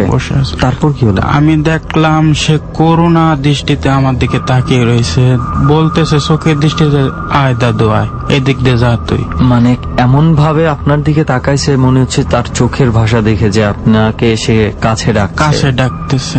পরে তারপর আমি ঘেমে অস্থির হয়ে গেল পর তারপর আমি কাম ব্যাক করলাম বাড়ির দিকে। আমি আর কাউকে কিছু বললাম না, আমি যাই। আর ওই রাস্তা দিয়ে গেলেনই না, সরাসরি আবার বাড়িতে চলে আসলেন। এটা আমার প্রথম এক্সপিরিয়েন্স ছিল। তো উনি এরপরে আর কোনো কিছু আপনার সাথে উনি দেখা দিয়েছে বা আপনাকে কিছু বলতে চেয়েছে? না সুমন ভাই, তখন তো আমার বয়স 10 বছর, তো এটা আমার ছোট থাকতে অবস্থা আর কি, কিছু বলেও নাই। এরপরে আর আপনি ওনাকে আর কোনোভাবে কোথাও দেখেন? না সুমন ভাই, আর কোনোখানে দেখিনি। ওকে, তারপর আর কি এক্সপিরিয়েন্স আছে আপনার? জি সুমন ভাই, দ্বিতীয়টা আমি আমার মামার সাথে ভেসাল বাইতেছিলাম। তো মামা, এটা কোথায় বাইতেছিলেন? এটা শ্মশান ঘাটে, মজলিশপুর এলাকা গ্রাম। মজলিশপুর, এটা মানে কোন এলাকায়, কোন দিকে পড়েছে? এটা কি খুব সম্ভবত কি এটা ফরিদপুরের এদিকের কোন এলাকা? হ্যাঁ, ফরিদপুর এলাকা। আচ্ছা, ওকে। তো মজলিশপুর এলাকা আমাদের গ্রাম আর কি। তারপর আমি শ্মশান ঘাটে, আমি আমার মামা, আমি তো তাদের ভাগ্নে, বললো ভাগ্নে তুমি যাও, রাত্রের খাবার নিয়ে আসো বাড়ি থেকে। তারপর আমি রওনা দিলাম। আমাদের হাতের কাছে কোনো ডিঙি নৌকা ছিল না, তো কলা গাছ ছিল। তারপর কলা গাছ নিয়ে আমি রওনা দিলাম। কলা গাছটা কিন্তু খুব নতুন। তারপর পরিষ্কার জল চারিদিক, কারণ বন্যা ভাদ্র মাসের দিকে ঘটনাটা ঘটছে। ওই চারিদিক শুনশান। আমি আইগেতেছি বেশ সুন্দর। কিছুটা আইগানোর পর, তারপর এই 30 মিনিট আইগানোর পর দেখতেছি আমার কলার ভেহটা কেউ টেনে ধরছে। আমার সামনে কিন্তু একটা শ্মশান রয়েছে। তো সেই শ্মশানের জন্য আমি ভয় পাচ্ছিলাম খুব। কলা গাছটা কি ধরেছে পেছন থেকে? না, আমার নিচের দিকে টানতেছে, মানে নিচে ডুবে যাচ্ছে। তারপর আমি ভয়ে চিকরাতে লাগলাম, কিন্তু আমার আশপাশে তো শুনশান, চারিদিক পানিতে ভরা। আমার বাড়ি যেতে হলে এখনো 15 মিনিটের মতন ভেলা বেয়ে যেতে হবে। আর শ্মশান ঘাটটা কত দূরে হয়েছে? শ্মশান ঘাটটা আমার হাত 30 কি 35 হাত দূরে হবে, এত দূরত্ব অবস্থা, কাছাকাছি ছিল। তারপর আমি চললাম, দেখতেছি যে আমার কলার ভেড়টা নিচের দিকে টেনে নিচ্ছে। আমি বুঝতে পারলাম যে নিচে কিছুতে বাঁচতেও পারে, খুঁটি টুটি থাকতে পারে, কোনো বাঁশের খুঁটি। কিন্তু আমি বোট হাতে দেখলাম যে কিচ্ছু নেই, শুধু আমার কলার ভেড়টা ডুবে যাচ্ছে। গিরা জল পর্যন্ত ডুবে যাওয়ার পর তারপর আমি নিজেই ভেসে উঠলাম, ওই কলা গাছ ভেসে উঠলো। তারপর আমি বাড়িতে যাই। আমার প্রায় 1 মাস জ্বর, মাসখানে জ্বর, কোনো ওষুধে কাজ করে না। তারপর আমাকে বড় হুজুর এনে ঝাড়ফুঁক করিয়ে তারপর আমাকে সুস্থ করে। এই ছিল দ্বিতীয় ঘটনা। আচ্ছা, তো চন্দন ভাই, আপনার কাছ থেকে দুটো গল্প শুনলাম, দুটো এক্সপেরিয়েন্স শুনলাম।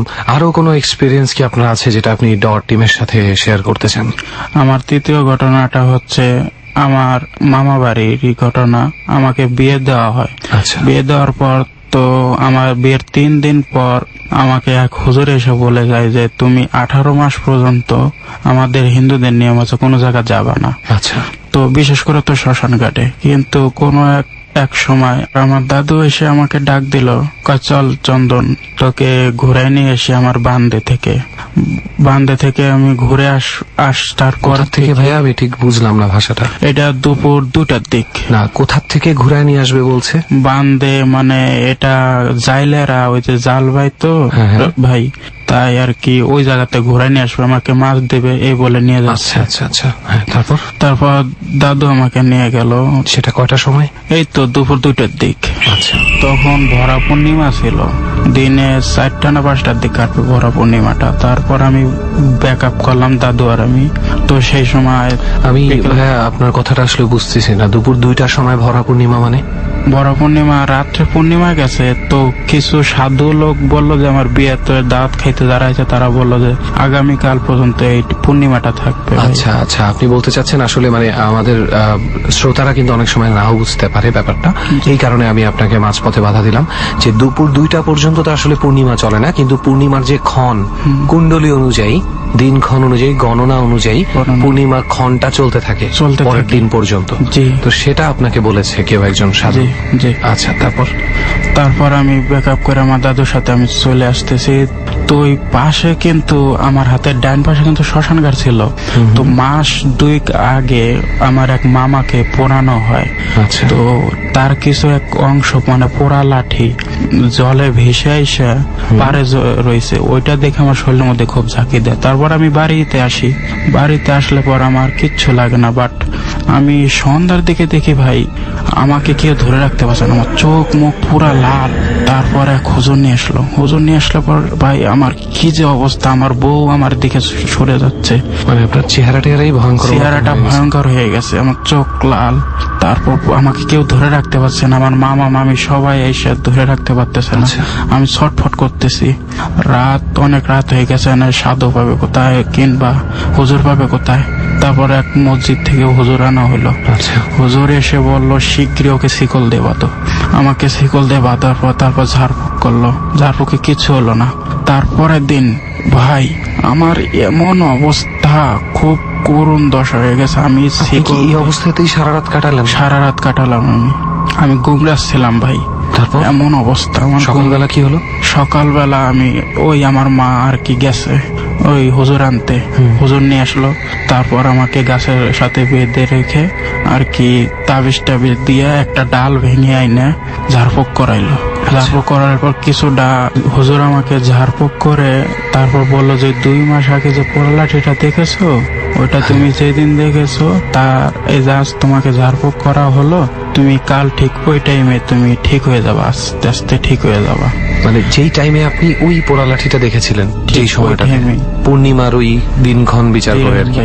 আচ্ছা, তারপর আমি রেহান ভাই কিছুটা সুস্থ বোধ করলাম, কিন্তু রেহান ভাই আমি গান এত ভালোবাসতাম এটা সবাই বুঝতে পারছে যে ওর সাথে কিছু একটা হয়েছে। তারপর আমাকে রেহান ভাই দেখেন তাবিজ দিছে, মাথায় তাবিজ দিছে, হাতে তাবিজ দিছে।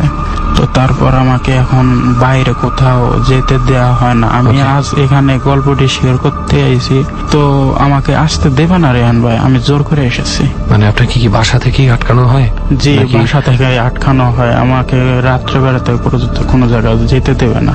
আচ্ছা, তো ওই মানে হুজুরটা যেভাবে বলেছিল পরের দিন ঠিক সেই সময়ের মধ্যে কি আপনি মোটামুটি সুস্থ হয়ে গিয়েছেন? হ্যাঁ, ঠিক ওই টাইমে আমার খুব ভালো লাগে। আর হুজুর কি কিছু বলেছিল যে আসলে ওই পোড়া লাঠিটার মাধ্যমে কি আপনার পিছনে লেগেছিল বা কিছু? হ্যাঁ, হুজুরে বলতেছিল তোমার মনের মধ্যে ভাসতেছে। হ্যাঁ, আমি বললাম যে হ্যাঁ হুজুর আমার ভাসতেছে পোড়া লাঠিটা আমার মনের মধ্যে, এখনো ভাইসে উঠতেছে। কয় তুমি গেলা কেন? এই ছিল, এই হচ্ছে আপনার ঘটনা। তো এরপরে এখন পর্যন্ত তো আপনি মনে হয় মানে রাতে আপনাকে হয়তো বাসা থেকে বের হতে নিষেধ করে, কিন্তু আপনি কি এ ধরনের কিছু আর অনুভব করেছেন পরে? হ্যাঁ রেহান ভাই করি, কিন্তু জানি না এগুলা সারবে কি সারবে না, একমাত্র আল্লাহ জানে। কিন্তু আপনি অন্যরকম ভাবে একটা ভয় আপনার মনের মধ্যে রয়ে গেছে এবং বিভিন্ন সময় আপনি ভয় পাচ্ছেন। ভাই জি। তো যাই হোক, আমি শুধু একটাই বলবো আপনাকে যে আপনার পুরো ঘটনাগুলো সবগুলোই আমরা শুনলাম এবং শুনে যেটা বুঝলাম যে একটা জিনিস কিন্তু এখান থেকে বাদ রয়ে গেছে। আপনি কখনো ডাক্তারের সাথে কন্ট্যাক্ট করেছেন? কোন ডাক্তারের কাছে গেছেন এই ব্যাপারে? জি, মানে কবিরাজ বা সাধু সন্ন্যাসী নয়, কোন ডাক্তারের কাছে গিয়েছেন কি কখনো? জি, ডাক্তারের কাছে গেছি। ডাক্তার আপনাকে কি বলেছে? আপনার কি হয়েছে? ডাক্তার বলতেছে এই রোগী আমি কেন, আমার বড় ডাক্তার আসলে সারাতে পারবে না, এর কোনো ওষুধ নেই আমার কাছে। ডাক্তারকে বাড়িতে নিয়ে আসা হয়েছিল ওই অবস্থা। আচ্ছা, ডাক্তার দেখে পালিয়ে গেছে আমাকে। ডাক্তার দেখে চিকিৎসা করতে রাজি হচ্ছিল না। আচ্ছা, তো যাই হোক, আপনার ঘটনাগুলো শুনলাম এবং এতটুকু জাস্ট আশা করব চন্দন ভাই যে আপনার এই ভয়টা আপনার মন থেকে আগে দূর হতে হবে। যেহেতু ডাক্তার বলেছে এটা চিকিৎসার কোনো উপায় নেই, তার কারণ একটাই, কারণ ভয়টা আপনার মনে।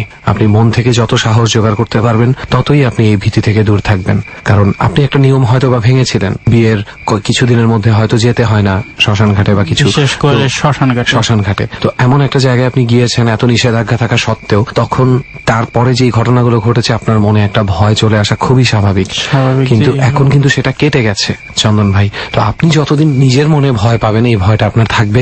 যেদিন আপনি নিজে সাহস করতে পারবেন যে না আমি আর ভয় পাবো না, ওই ঘটনাটা কেটে গেছে, আমি কনফার্ম আপনার ওই ভয়টা আর থাকবে না। তো এই আশাই করছি। অনেক ধন্যবাদ চন্দন ভাই আপনাকে ডট টিমের সাথে গল্পগুলো শেয়ার করার জন্য। ধন্যবাদ আপনাকে। তো দোস্ত, গল্প তো সব শোনা হয়ে গেল, বাট এখানের যে গল্পটা আজকে এই মেজবাড়িতে এই সাভারে এত রাতের বেলা কেন আমরা আসলাম সেটা কি বলবি না? অফকোর্স, এটা যদি না বলি তাহলে তো সেই অপূর্ণতা থেকেই যাবে। তো আমরা কোনো কিছু অপূর্ণ রেখে যেতে চাই না। ঘটনা হচ্ছে সাভারের এই বাড়িটাতে আসার একটা উদ্দেশ্য আছে। উদ্দেশ্যটা হচ্ছে এই রুমটা, আমরা বসে এতক্ষণ কথা বললাম সেই রুমটা, এবং এই রুমটার ঠিক আমরা যে জায়গায় বসেছি এর থেকে কিছু দূর সামনে সুন্দর একটা বারান্দা আছে। যে বারান্দাটা যে কেউ দেখা মাত্র লোভ হবে এই বারান্দার মধ্যে অনেকক্ষণ বসে থাকে, বিশেষ করে রাতের বেলা। রাইট, এই যুগে আসলে ঝুল বারান্দা খুব একটা পাওয়া যায় না। তো এটা ঝুল বারান্দা, মানে যেটা বাইরের থেকে এক্সটেন্ডেড থাকে। সো বারান্দাটা আসলে সুন্দর দোস্ত, দেখলে কিন্তু যাইতে ইচ্ছা করে এত কিছু জানার পরেও। এবং সবচেয়ে বড় কথা, এই রুমের যারা বাসিন্দা তাদেরও কিন্তু যেতে ইচ্ছে করে, কিন্তু ইচ্ছে করলেও যেতে পারে না। যাই হোক, একটু বলে নিই, আমাদেরকে এখানে ইনভাইট করেছে মিস্টার কামরুল। উনি যে কোনো একটা ইউনিভার্সিটিতে পড়ছেন ফার্মাসি সাবজেক্ট নিয়ে, আর তার কাছ থেকে আমরা এই জায়গাটার সন্ধান পেয়েছি বললে ভুল হবে।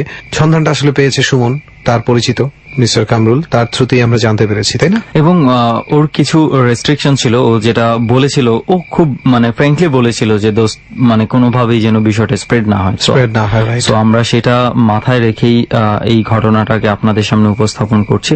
তো মূল ঘটনা হচ্ছে এটা কামরুলের এক বন্ধুর সাথে ঘটেছে, এবং সেই বন্ধুটা এখন আপাতত গত 2 মাস যাবত এই বাসাতে আর থাকছে না, এবং এরা শিওর না যে আদৌ ও আসবে কিনা সেই বন্ধুটা এই বাসাতে। If what happened with you, would you come? No, I wouldn't. So আমার মনে হয় না উনি আর আসবে। ঘটনাটা এমন ছিল যে কয়েক মাস আগের ঘটনা। সো ওই বন্ধুটার কোনো একটা কারণে হয়তো বা কোনো না কোনো ভাবে মানে এই বাসাতে একা থেকেছিল, এবং ওখানে কিছু ইনসিডেন্ট তার সাথে ঘটে। একটা কালো ছায়া দিয়ে ঘটনাটা মোটামুটি শুরু, এবং তার আগে ছোট্ট একটু শুরু হয় একটা বাল্ব ফিউজ হওয়া থেকে। কোনো একদিন বাসায় ফিরতে ছেলেটির অনেক বেশি রাত হয়ে যায়, তখন 11টা 11:30 হয়তো বা বাজে, আমরা যতটুকু কামরুল ভাইয়ের কাছ থেকে শুনেছি। হঠাৎ করে সে বাসায় ঢোকার আগ মুহূর্তে তার সিঁড়ির লাইটটা ঠাস করে ফেটে যায়। ইনফ্যাক্ট ফিউজ হয়ে যায় না, বাল্বটা ফেটে যায়। তো ফেটে যাওয়ার পরে তার মধ্যে একটা ধাক্কার মতন লাগে, বাট সে ভয় পায়নি। এরপর যখন সে অনেক কষ্টে চাবি খুঁজে বের করে তালা খোলে, যেহেতু অন্ধকার কিছু দেখা যাচ্ছে না, একটু কষ্টই হয়। তালাটা খোলার পরে গেটটা তাকে খুলতে হয় না, কোনো একটা কিছু তার পেছন থেকে ইটস লাইক দৌড়ে এসে দরজা খুলে ভিতরে ঢুকে যায়। মনে হলো যে অনেক সময় হয় না যে আপনি লাইনে দাঁড়িয়ে আছেন, পেছন থেকে কেউ এসে ধাক্কা মেরে আপনাকে সরিয়ে দিয়ে সামনে এগিয়ে গেল।